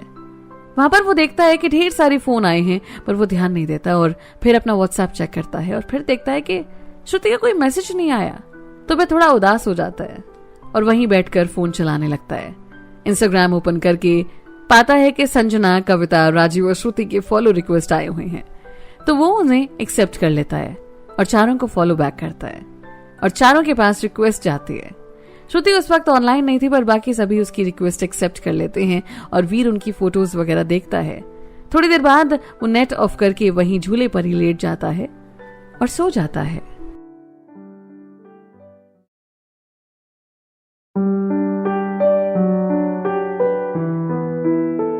फिर मिलने की बेकरारी, अगले चैप्टर का टाइटल। फोटोज वगैरह देखकर थोड़ी देर बाद वीर नेट ऑफ करके वहीं झूले पर ही लेट जाता है और सो जाता है। यहीं श्रुति जब देर रात अपनी नॉवल खत्म कर लेती है तो ऑनलाइन आती है और इंस्टाग्राम पर वीर का रिक्वेस्ट देखती है तो गुस्से में फोन यूज कर रहे हैं पर फोन कर नहीं सकते। और गुस्से में फोन पर टक्कर तकिए में मुंह छुपा लेती है। उसकी आंखों से आंसू निकलने लगते हैं और वैसे ही वो सो जाती है। अगली सुबह वीर अपने सुबह से काम खत्म करके ऑफिस निकल चुका था। वीर खुद से कहता है आज जो भी हो जाए श्रुति से बात करेगा, पर अभी नहीं फुर्सत से, और अपने काम में लग जाता है। वहीं श्रुति देर तक सोती रहती है। जब वो उठती है तो पहले फोन चेक करती है और जब देखती है कि वीर का कोई फोन नहीं आया तो फोन वहीं छोड़कर बाहर आ जाती है। श्रुति, सुरभि पापा ऑफिस गए क्या? सुरभि कुछ बोले उससे पहले ही उसकी माँ, अब लोगों को काम पर जाना होता है, सब तुम्हारी तरह रानी नहीं है जो दोपहर तक सोते ही रहे। इस बात पर श्रुति को गुस्सा तो बहुत आता है, पर वो बिना कुछ कहे बोले किचन की तरफ चली जाती है और अपने लिए चाय बनाने लगती है। वो वीर के ख्यालों में खो जाती है और मन ही मन, वीर क्यों कर रहे हो ऐसा? क्या आपको याद नहीं आ रही हमारी, या हम ही सिर्फ यहाँ पागल हो रहे हैं? इतने में चाय उबल कर बाहर आने लगती है और श्रुति का जब अचानक से ध्यान जाता है तो जल्दबाजी में वो गैस ऑफ करने लगती है, पर इसी जल्दबाजी के चक्कर में चाय उसके हाथ पर गिर जाती है। सुरभि जो उस वक्त किचन की तरफ आ रही थी वो ये देखकर फटाफट वहां आ जाती है और श्रुति को बाहर ले जाती है, जहां पर अंजना जी बोले, ये देखो महारानी को एक चाय बनाने गई थी और हाथ जला लिया, अब लोग कहेंगे कि सौतेली माँ है, उसी ने किया होगा ये सब, और बड़बड़ाने लग जाती है। श्रुति को चाय गिरने से ज्यादा तकलीफ अंजना जी की बातों से हो रही थी और सुरभि अपनी माँ से चुप होने को बोलकर फर्स्ट एड बॉक्स लेकर श्रुति के रूम में चली जाती है, जहां पर वो घाव पर मरहम लगाकर उस पर पट्टी करती है। सुरभि बोली, दी एक बात पूछूं आपसे? श्रुति, हाँ पूछना। दी क्या बात है, जब से आप आए हो किन्हीं ख्यालों में डूबे रहते हो, कोई बात है क्या? ऐसा लग रहा है आप हमारे साथ होकर भी आप नहीं हो, आपका ध्यान कहीं और है। श्रुति, नहीं सुरभि ऐसी कोई बात नहीं है, वो बस ध्यान नहीं रहा। सुरभि, दी कोई बात है, आप शेयर जरूर कर सकते हो, मन हल्का हो जाएगा आपका। श्रुति, नहीं सुरभि ऐसी कोई बात नहीं है। सुरभि, ठीक है दी आप आराम करो, हम आपके लिए चाय लेकर आते हैं। सुरभि फिर जाकर चाय बनाती है और दोनों बहनें साथ में चाय पीते हैं। सुरभि फिर वहां से चली जाती है। श्रुति की आंखों में आंसू आ जाते हैं। माँ, काश आज आप साथ होती, आपको बता पाते वीर जी के बारे में, आपकी आज बहुत याद आ रही है। क्यों चले गए आप हमें अकेला छोड़कर माँ, क्यों? काफी देर तक श्रुति बस रोती ही रहती है और रोते रोते थक कर नींद के आगोश में चली जाती है। शाम में जब श्रुति के पापा घर आते हैं तो उन्हें सुरभि से सब बातें पता चलती हैं और वो दौड़कर उसके कमरे में जाते हैं। श्रुति सो रही थी। उसके पापा उसके सर पर हाथ रखकर, मेरा बच्चा इतनी तकलीफ में है, सॉरी बेटा, आपका ध्यान नहीं रख पाते हैं हम, और उसके सिर पर हाथ फेरने लग जाते हैं। श्रुति की नींद खुलती है और वो अपने पापा की गोद में सर रखकर लेट जाती है। संजय जी, बेटा ज्यादा दर्द हो रहा है? नहीं पापा आप ठीक है। संजय, बेटा अपना ख्याल रखा करो ना। श्रुति, सॉरी पापा, आगे से ध्यान रखेंगे। दोनों ऐसे ही काफी देर तक बातें करते रहे। फिर श्रुति का फोन बजता है। उसे लगता है वीर का फोन है और उसके पापा सामने है, तो वो फोन बिना देखे ही काट देती है। फिर दोबारा फोन बजता है तो वो देखती है और संजना का फोन होता है। संजना, वही कहाँ है तू? श्रुति, घर पर। संजना, चल जल्दी बाहर आ, बड़े दिन हो गए, कहीं चलते हैं, कुछ देर बैठेंगे। श्रुति, ठीक है आते हैं। फिर श्रुति उठकर हाथ मुंह धोती है और पापा को बताकर बाहर आ जाती है, जहां संजना उसका इंतजार कर रही होती है। श्रुति, ये दोनों नहीं आए? संजना, दोनों अपने मामा के वहां पर गए हैं, 3-4 दिन बाद आएंगे। श्रुति, संजना बोली, श्रुति क्या बात है, क्या हुआ? कल से ना कोई फोन, ना मैसेज का कोई जवाब, क्या बात है? अरे तेरे हाथ पर क्या हुआ? श्रुति बोली, अरे यार कुछ नहीं, वो चाय गिर गई, और बस यार काफी दिन राजीव के गांव में रहे ना, तो अभी थोड़े दिन यहाँ मन नहीं लगेगा। संजना, क्या बात है श्रुति, कहीं तेरा दिल तो नहीं लग गया कहीं वहां से? श्रुति, चल भी पागल है क्या? फिर दोनों पास में ही बनी चाय की एक दुकान पर जाते हैं। वहां पर दोनों चाय लेते हैं और श्रुति सिगरेट भी लेती है। दोनों चाय खत्म करते हैं और श्रुति के कहने पर वो कुछ देर बैठी रहती है। संजना बोली, वैसे किसी से बात हुई क्या तेरी वहां से आने के बाद? श्रुति, नहीं यार कहाँ बात हुई, तेरी हुई क्या? और सब कैसे है वहां पर? संजना बोली, हाँ कल थोड़ी देर साक्षी और वीर से बात हुई थी, सब ठीक है श्रुति, सब ठीक है। श्रुति मन ही मन बोली, वीर आपको हमसे ही बात करने का टाइम नहीं है, ठीक है मत कीजिए, वैसे भी हम लगते कौन है आपके, हम भी अब आपसे बात नहीं करेंगे। संजना बोली, अरे क्या हुआ श्रुति, कहाँ खो गई? श्रुति, अरे कुछ नहीं, बस वो ऐसे ही। दोनों फिर एक एक और चाय पीते हैं और फिर घर की तरफ निकल पड़ते हैं। कॉलोनी के पार्क में थोड़ी देर तक दोनों बैठ जाते हैं, जहां पर कुछ देर दोनों कुछ दोस्तों से बात करते हैं और फिर अपने अपने घर आ जाते हैं। श्रुति भी घर पहुंचकर खाना खाती है और अपने कमरे में बैठकर नॉवल पढ़ने लगती है। कुछ देर बाद उसके पापा उसके लिए हल्दी वाले दूध लेकर आते हैं, जिसे नाक चढ़ाते हुए उसे पीना पड़ता है। और फिर श्रुति के पापा उसके सर पर हाथ फेरते हुए श्रुति को जल्दी सोने को बोलकर बाहर आ जाते हैं। श्रुति भी अब नॉवल बंद करके रख देती है और अपना फोन चलाने लगती है। सबसे पहले वो इंस्टाग्राम पर वीर की प्रोफाइल खोलती है, स्क्रॉल करने लगती है। फोटोज देखकर मन ही मन कहती है, कितने बुरे हो आप वीर, एक फोन करने में आपका क्या जाता है, सच में बहुत बुरे हो आप, जब मिलोगे तो बताऊंगी आपको। फिर नीचे जाते हुए उसकी नजरें कुछ कविताओं पर जाती हैं, जिसे पढ़कर श्रुति, कितना अच्छा लगते हो आप, पर काश आपको दिल की बात पढ़ने का भी हुनर आता वीर। फिर उसकी नजर वीर की एक फोटो पर जाती है, जिसमें वो बिना टी शर्ट के कहीं पहाड़ों में होता है और उस फोटो पर ढेर सारी कमेंट्स लड़कियों के होते हैं, जिसे पढ़कर उसे बड़ी जलन होती है। श्रुति फोन साइड में पटक कर ले जाती है। जाने क्यों उसकी आंखों से आंसू रुकने का नाम ही नहीं ले रहे थे। इधर वीर भी देर रात तक काम खत्म करके घर पहुंचता है और खाना खाकर छत पर जाता है। पहले विस्की निकालकर पीता है और श्रुति को फोन करता है, पर जब श्रुति देखती है कि वीर का फोन है तो जाने क्यों वो फोन काट देती है। इधर वीर, हाँ समझ रहा हूं गुस्से में हो, पर बात तो कर लो यार। फिर श्रुति को फोन लगाता है, पर श्रुति फोन नहीं उठाती। वीर मन ही मन में, मैं भी देखता हूं कब तक फोन नहीं उठाती, और फिर फोन लगा देता है। इस बार गुस्से में वो फोन उठा लेती है। फोन उठाते ही, समझ नहीं आती क्या आपको, जब फोन नहीं उठा रही हो तो बात नहीं करनी है। उधर से वीर बड़े प्यार से, श्रुति सुनो। और जैसे ही श्रुति वीर की आवाज सुनती है तो उसका गुस्सा पल भर में गायब हो जाता है। वीर, श्रुति सुन रही हो? श्रुति, हाँ बोलो। कैसे हो आप? श्रुति, ठीक हूं, आप कैसे हो?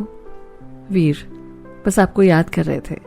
श्रुति, हाँ वो तो पता लग रहा है कि कितनी याद आ रही है आपको, फोन तक तो करा नहीं जाता आपसे। वीर, अच्छा ठीक है, सॉरी, माफ कर दो, इस बार अब रोज बात करूंगा, मान भी जाओ ना आप। श्रुति, सोचेंगे बाद में उस बारे में। वीर, मतलब आप अब भी नाराज हैं हमसे? श्रुति मन में, वीर आपसे हम नाराज कैसे हो सकते हैं, हम तो तरस गए थे आपकी आवाज सुनने के लिए। वीर बोला, हेलो श्रुति, सुन रही है ना आप? श्रुति, हाँ वीर सुन रहे हैं ना, बोलिए ना। वीर, क्या बात है, कहाँ खो गए आप, कहीं हमें तो याद नहीं कर रहे? श्रुति, नहीं वीर, आपकी गलतफहमी है, हम आपको तो बिल्कुल भी याद नहीं कर रहे थे। वीर बोला, हाँ तभी हिचकी नहीं आई। श्रुति, मतलब कुछ भी बोलते हो ना? वीर, हाँ ऐसा ही कुछ समझ लीजिए। फिर दोनों थोड़ी देर खामोश हो जाते हैं। वीर, ठीक है श्रुति, सो जाइए, कल बात करते हैं। श्रुति, ठीक है, हम इंतजार करेंगे। और वीर भी फोन काट देता है। इसी बीच राजीव और संजना भी कॉन्फ्रेंस कॉल करते हैं। वीर सभी से बातें करने लगता है और बातों बातों में उसे पता लगता है कि श्रुति का हाथ जल गया है। वीर से सुनकर वो चौंक जाता है कि अभी तो श्रुति से बात की, उसने कुछ बताया नहीं। वो गुस्से में बस फोन कटने का इंतजार करता है।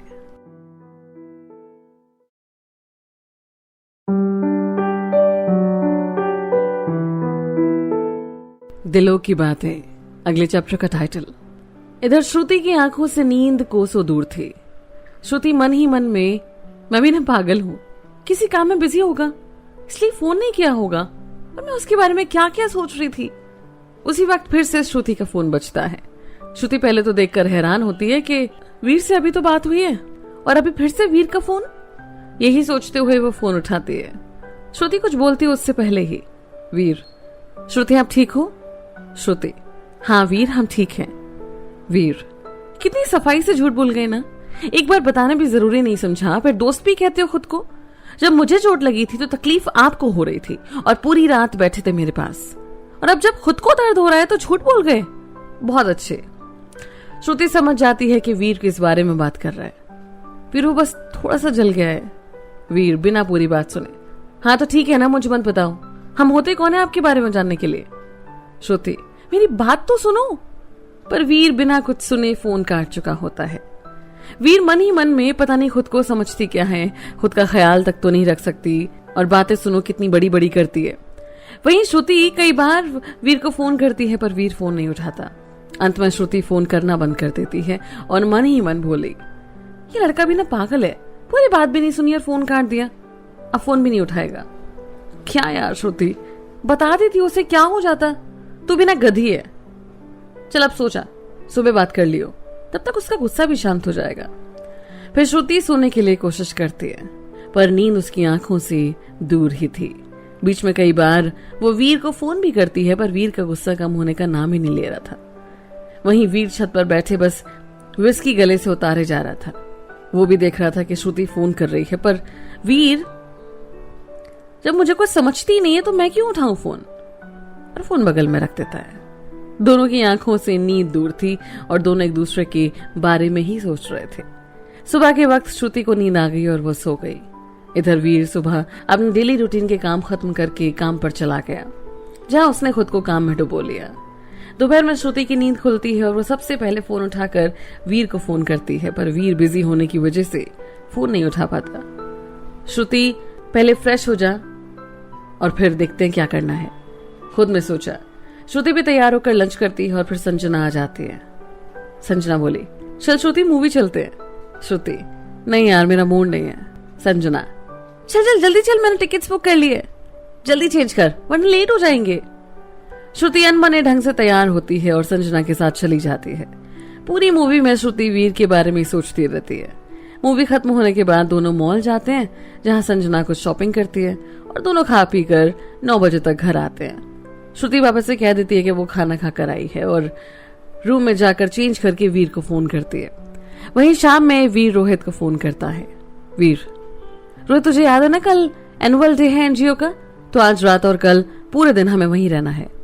रोहित, हाँ भाई मैं वहीं हूँ, काम ही करवा रहा हूँ। वीर, ठीक है तू वहां संभाल और मैं आता हूँ काम खत्म करके। वीर फिर साक्षी को फोन करता है और उसे बता देता है कि आज रात वो घर नहीं आएगा, फिर अपने काम में लग जाता है। इधर श्रुति बार बार फोन करती है, पर वीर तो जैसे किसी और ही दुनिया में चला गया हो। अंत में श्रुति भी फोन करना बंद कर देती है। श्रुति, क्यों सोचती हो इतना मैं इसके बारे में, जब इसे परवाह ही नहीं है? चल माना नहीं बताया, पर इतना गुस्सा, अब इसका फोन ही नहीं उठाऊंगी, तब समझ में आएगा कि कितना तड़पती हूं इसके लिए। उसकी आंखों से फिर आंसू आने शुरू हो जाते हैं। इधर वीर अपना काम खत्म करता है और बाइक बढ़ा देता है एनजीओ की तरफ। बीच रास्ते में वो पहले चाय की दुकान पर चाय और सिगरेट पीता है और फिर चल देता है, जहां रोहित उसका इंतजार कर रहा होता है। सारी रात दोनों मिलकर वहां की तैयारियां करते हैं। सुबह 11 बजे से फंक्शन था, तो दोनों 9 बजे काम खत्म करके घर आते हैं, क्योंकि दोनों को तैयार होकर अपनी फैमिली को भी लेकर आना था। दोनों अपनी फैमिली को लेकर 11 बजे तक वहां पहुंच जाते हैं। फ्रंट रो में दोनों की फैमिली बैठी हैं और चीफ गेस्ट बैठे हैं। बाकी पीछे पूरा ग्राउंड पब्लिक से भरा पड़ा है। रोहित स्टेज पर पहुंचकर माइक पकड़कर बारी बारी से सारे परफॉर्मेंसेस करवाता है, जिसे देखकर सभी खुश होते हैं। फिर रोहित चीफ गेस्ट वहां के एमपी को भाषण देने के लिए बुलाता है। एमपी, इस भाषण देने के हकदार हम नहीं हैं, इसके असली हकदार वीर हैं, जिन्होंने अपनी मेहनत के बल पर इतनी छोटी उम्र में वो कर दिखाया जिसे लोग सिर्फ सोच पाते हैं, पर इन्होंने वो कर दिखाया। तो हम गुजारिश करते हैं कि वो आए और हम सबका मार्गदर्शन करें। और फिर वीर आता है। वीर, सबसे पहले तो आप सबका आभारी हूं मैं, जो हमारे सपने पर आपने यकीन किया और आप लोगों ने इतना प्यार दिया, आप लोगों ने समर्थन किया, जिसका परिणाम है कि आज हमारे जिले में खाना बर्बाद नहीं होता और इस वजह से कोई भूखा नहीं सोता। कोई भी समाज में आज अपने आप को अकेला नहीं मानता। आप लोगों ने साथ दिया और आज कोई भी गरीब ये नहीं कह सकता कि उसके बच्चे को अच्छी शिक्षा नहीं मिल पाई। ये बदलाव तभी आ पाता है जब लोग सब मिलकर एकजुट करते हैं। हम सब ने ये एकजुट होकर कर दिखाया है। हमारे एमपी सर, इन्होंने हर कदम पर हमारा साथ निभाया, इसके लिए हम इनके आभारी हैं। जब कभी मदद की जरूरत पड़ी, इन्होंने कभी अपने पैर पीछे नहीं किए। इसी का नतीजा है कि आज सिर्फ 3 साल में हमने वो कर दिखाया जो मुश्किल था पर असंभव नहीं। एक और इंसान है जिसने हर कदम पर हमारा साथ दिया। वो इंसान है जो मेरे बगल में इस वक्त खड़ा है, हम सबका प्यारा हमारा रोहित, जो हर वक्त मदद के लिए तैयार रहता है। आप सबका बहुत बहुत शुक्रिया। बस इतना कहना चाहूंगा कि अभी और भी बहुत कुछ करना है, तो आप लोग बस साथ चलिए। मंजिल अभी दूर है, पर साथ होंगे तो हर मुश्किल पार कर लेंगे। लोग तालियां बजाते रहते हैं और रोहित आकर फिर आयोजन की समाप्ति की घोषणा करता है। सभी बड़े खुश थे और सबसे ज्यादा खुश थे इनके घर वाले, जिसे बड़े बड़े लोग नहीं कर पाते, इन दोनों ने वो सब कर दिखाया। वीर और रोहित दोनों गेस्ट को अलविदा कहते हैं। तभी कुछ दिव्यांग और पोलियो से ग्रसित बच्चे, जिन्हें उनके घर वाले भी नहीं अपनाते, वो इन दोनों के पास आते हैं। वो बच्चे इन्हें गुलदस्ता और पेन देते हैं और सारे बच्चे इनके गले लग जाते हैं, जिसे देखकर इन दोनों की भी आंखें नम हो जाती हैं। कुछ दूर पर ही कुछ बुजुर्ग भी खड़े थे, जिन्हें उनके परिवार वालों ने बोझ समझकर घर से बाहर निकाल दिया था। दोनों उनकी तरफ बढ़ जाते हैं। दोनों सभी से पूछते हैं कि उन्हें कोई प्रॉब्लम तो नहीं है ना। सभी नाम में सर हिला देते हैं और दोनों को ढेर सारा आशीर्वाद देते हैं। ये दोनों भी आज बहुत खुश थे। इन्हीं सब में शाम हो जाती है और वीर रोहित को घर छोड़कर आते हैं और कुछ देर बाद दोनों मिलते हैं। वीर, बड़ा अच्छा लग रहा है आज। रोहित, भाई तेरी मेहनत है। वीर, नहीं रोहित, हम दोनों की मेहनत है। रोहित, वीर मैं तो बस एक दोस्त हूँ जो वीर के लिए कुछ भी कर सकता है, पर सच्चाई तो ये है कि तेरे बिना ये संभव ही नहीं था। तुझे तो सल्यूट करने का मन करता है। और रोहित उसे सल्यूट करता है। वीर, चालू हो गई थी नौटंकी, चला बैठ जा। दोनों वहीं बैठकर बियर निकालते हैं और पीते हैं। दोनों आज बस इस समारोह के बारे में बात करते रहते हैं। काफी देर वहां बात करने के बाद दोनों घर आते हैं। वीर अपने कमरे में आता है, जहां साक्षी पहले से ही उसका सोशल मीडिया पेज देख रही होती है और वीर से बोले, भैया सभी आपकी तारीफ कर रहे हैं। और आकर साक्षी की गोद में सर रखकर वीर लेट जाता है। साक्षी सर पर चंपी करते हुए, पता है भैया, आज सभी आपकी तारीफ कर रहे थे और हम बहुत खुश हैं। वीर, साक्षी उसे बस इवेंट के बारे में बताई जा रही थी और तब तक थके होने की वजह से वीर सो चुका था। साक्षी भी उसे सोता हुआ समझकर वहां से चली जाती है। वीर ने भी आज श्रुति को कॉल नहीं किया और वहीं श्रुति भी वीर को फोन नहीं करते।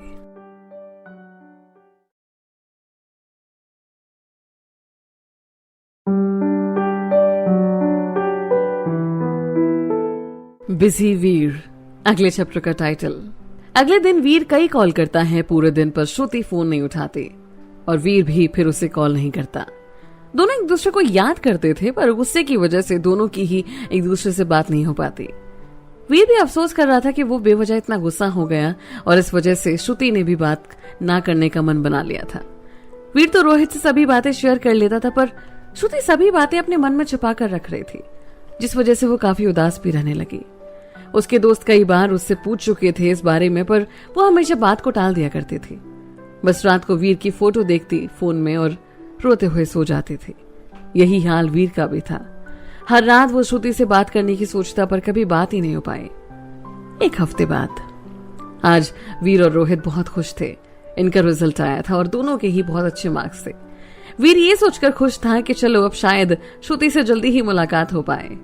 बड़े पापा बोले, वीर आपने हमारा सर एक बार फिर गर्व से ऊंचा कर दिया। वीर बस उनके पांव छूकर उनसे गले लग जाता है। बोला, बड़े पापा आपसे कुछ कहें? जी वीर कहिए। बड़े पापा हम आगे की पढ़ाई के लिए दिल्ली जाना चाह रहे थे। बड़े पापा, वीर इसमें पूछने वाली क्या बात है, आप जाइए, खूब पढ़िए और तरक्की कीजिए। क्योंकि वो खुद ये चाहते थे कि वीर अपनी बड़ी माँ के तानों से दूर रहे। ठीक है बड़े पापा, बस यहाँ कुछ ही काम बाकी रह गया है, उसे खत्म कर लेते हैं और सारा काम चाचू को समझा देंगे, वो यहाँ संभाल लेंगे। बड़े पापा, ठीक है वीर, हमें आपका हर फैसला मंजूर है, बस आप खुश रहिए। बड़े पापा एक बात और, हम वहां हॉस्टल में या फिर रोहित के साथ रहना चाहते हैं। बड़े पापा, वीर हम एक बार देव से इस बारे में बात करेंगे, आखिर आप उनके बेटे हैं। वीर, पर बड़े पापा। नहीं वीर, कह दिया हमने तो बस कह दिया। वीर, ठीक है, और वहां से चले जाता है। घर के अंदर प्रीति और साक्षी मुबारकबाद देती हैं और वीर बोला, हमें आप दोनों को कुछ बताना है। प्रीति, हाँ बोलिए वीर। वो हम ये कह रहे थे कि हम दिल्ली जाएंगे आगे की पढ़ाई के लिए। प्रीति, वीर बस आप तरक्की करो, हम उसी में खुश हैं। वीर साक्षी की तरफ देखता है जिसकी आंखों में आंसू होते हैं। अरे तो रो क्यों रही है? साक्षी, वो तो बस ऐसे ही निकल पड़े भैया, आपसे दूर होने का सोचकर, पर आप जाइए और हमेशा खुश रहिए। वीर दोनों से गले मिल जाता है। प्रीति बोली, इन सब से काम नहीं चलेगा, पार्टी चाहिए हमें तो। वीर, जी कहिए क्या खाना है आपको? प्रीति, पार्टी किसी और दिन, आप पहले हाथ मुंह धोकर आइए, आज आपका फेवरेट खाना आलू के पराठे और खीर बनाई है। हम बस अभी आए। वीर वहां से चला जाता है और फिर आकर तीनों साथ बैठकर खाते हैं और दोनों सोने चले जाते हैं। वीर रोहित को कॉल करता है और उससे कहता है कि वो उसे लेने आ रहा है। रोहित भी ठीक है कहकर फोन काट देता है। वीर रोहित को लेकर वहां से नदी के घाट पर पहुंच जाता है। रोहित, सुन, मैंने बड़े पापा से बात कर ली है और वो मान गए हैं, बस एक दिक्कत है। रोहित, क्या भाई, जब मान गए तो दिक्कत क्या है? वीर, वो कह रहे थे कि उनसे बात करेंगे और फिर तू जानता है अगर उन्होंने कहा कि साथ रहना है तो। रोहित, फिर तू भी ना पागल है भाई, अगर तू देव अंकल के साथ रहता है तो मुझसे ज्यादा खुशी किसी को नहीं होगी, और नहीं तो हम दोनों तो है ही साथ। और हाँ, एक और बात, सबसे बात हुई थी, आज सबके बहुत अच्छे नंबर आए हैं, वो सब BDU में एडमिशन लेने की कह रहे थे। वीर, अच्छा, और श्रुति से बात हुई? रोहित, हाँ भाई, लेकिन काफी उदास लग रही थी। भाई बात कर लेना उससे तू। वीर, यार मैं भी चाहता हूं पर वो फोन उठाए तब ना। रोहित, चल मैं उससे बात करता हूं और बताता हूं कि हम आ रहे हैं। वीर, नहीं रोहित, तू अभी किसी को कुछ नहीं बताएगा, सही वक्त आने पर मैं खुद ही बात कर लूंगा। रोहित, ठीक है, जैसा तुझे ठीक लगे। आज बस सेलिब्रेट करते हैं और दोनों वहीं बैठे काफी देर तक बातें करते रहते हैं और बियर पीते हैं। वहीं श्रुति अपने कमरे में उदास बेड पर लेटी है। वो अपने रिजल्ट की वजह से खुश तो है पर फिर भी उसकी आंखों में आंसू हैं। वो फोन उठाकर वीर को फोन भी करना चाहती है पर जाने क्यों उसके हाथ रुक जाते हैं। बस वो वीर की फोटो देखते हुए आंखों में आंसू लिए सो जाती है। इधर ये दोनों भी घर को निकल पड़ते हैं। यहाँ सबकी जिंदगी बदल चुकी थी। अब देव भी रोज घर में सबसे बातें करते थे। श्रुति, रोहित, कविता, संजना और राजीव अब तक बहुत अच्छे दोस्त बन चुके थे। बस वीर की सबसे बातें कम ही हो पाती थी।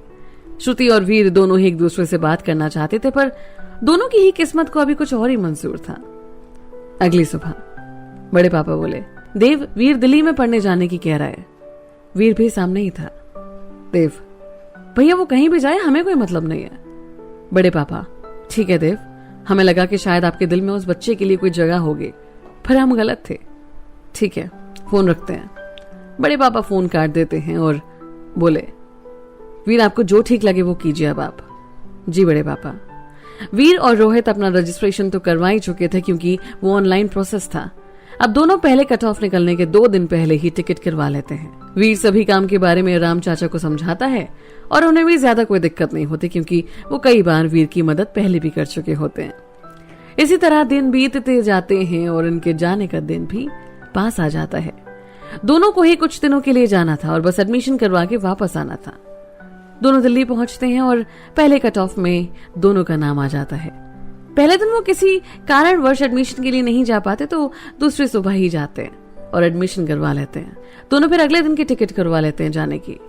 उसी दिन ये दोनों को जगहों पर घूमने जाते हैं और रोहित अपनी और वीर की फोटो इंस्टाग्राम पर अपलोड करता है। श्रुति वो फोटो देखती है और तुरंत ही रोहित को कॉल करती है। रोहित, कहाँ हो तुम? रोहित को तुरंत ही याद आता है कि उसने क्या कर दिया और सर पीटते हुए बोला, वो श्रुति बाहर आया हुआ था। उस वक्त वीर वॉशरूम में गया था। वीर, क्या तुम दिल्ली में हो अभी? रोहित, हाँ श्रुति, वो अभी कहाँ हो? रोहित, वो। श्रुति बोली, हकला क्यों रहे हो, सीधे सीधे बताओ ना कहाँ हो? रोहित, हौस खास में, रेट्रो बार में। श्रुति, ठीक है, वहीं रुकना, मैं आती हूँ। श्रुति फोन काट देती है और रोहित सबसे पहले इंस्टाग्राम से वो फोटो डिलीट करता है और ये जान करके बस श्रुति ने वो फोटो देखी है थोड़ा सुकून की सांस लेता है। उसी बीच वीर आता है। चले भाई? रोहित, सुनना यहाँ आए हैं तो थोड़ी देर कुछ पी लेते हैं। वीर, ठीक है ब्रो। दोनों वहीं बैठकर पीने लगते हैं। दोपहर का वक्त होने की वजह से ज्यादा लोग नहीं थे वहां पर। वहीं श्रुति ये जाने क्यों ये जानकर कि वीर वही है खुद को रोक नहीं पाती और बस वो दोनों से मिलने पहुंच जाती है। वीर जो कि सामने दरवाजे की तरफ मुंह करके बैठा था, पहले तो श्रुति को देखकर चौंक जाता है और फिर रोहित की तरफ देखता है। रोहित समझ जाता है कि श्रुति आ चुकी है। इससे पहले कि वो कुछ बोल पाता, श्रुति इन दोनों के सामने आ जाती है। वीर खड़ा हो जाता है और श्रुति उसके सामने आकर एक जोर का चांटा वीर की गाल पर मारती है और फिर वीर के गले मिल जाती है। वीर इस घटना से हैरान था और रोहित वहीं हंसे जा रहा था। श्रुति आंखों में आंसू लेकर बोली, वीर आपसे कहा था ना कि आपका इंतजार कर रहे होंगे हम, पर आपने तो एक बार बताना भी जरूरी नहीं समझा। वीर अभी भी इन सबसे हैरान था और इसी बीच श्रुति घुटनों पर बैठकर वीर, हम आपसे बहुत प्यार करते हैं, एक पल भी हम आपके बिना नहीं रह सकते, अपनी सारी जिंदगी आपके साथ बिताना चाहते हैं Veer. I love you Veer Pratap Singh, do you love me? Veer, जो खुद श्रुति से प्यार करता था पर उसे उम्मीद नहीं थी कि इस तरह श्रुति आकर प्रपोज करेगी, और वो हैरान सा खड़ा होता है। रोहित, अबे गधे, अब तो हाँ बोल दे। वीर श्रुति को उठाता है और उसके हाथ पकड़कर बोला, हाँ श्रुति, हम भी आपसे बहुत प्यार करते हैं, बस कभी कहने की हिम्मत नहीं जुटा पाए। आई लव यू टू श्रुति। श्रुति, जिसकी पलकें झुकी थी और आंखों में आंसू थे, ये सुनकर काफी खुश होती है और वीर फिर उसे अपने गले लगा लेता है। रोहित ये सब बैठे देख रहा था और काफी खुश भी था और इनकी कुछ फोटोज खींच लेता है। रोहित मन ही मन में बोला, वीर, जिस तरह तुझे शहर ने तेरा प्यार दिला दिया, बस दुआ करता हूं कि तुझे तेरा परिवार भी मिल जाए।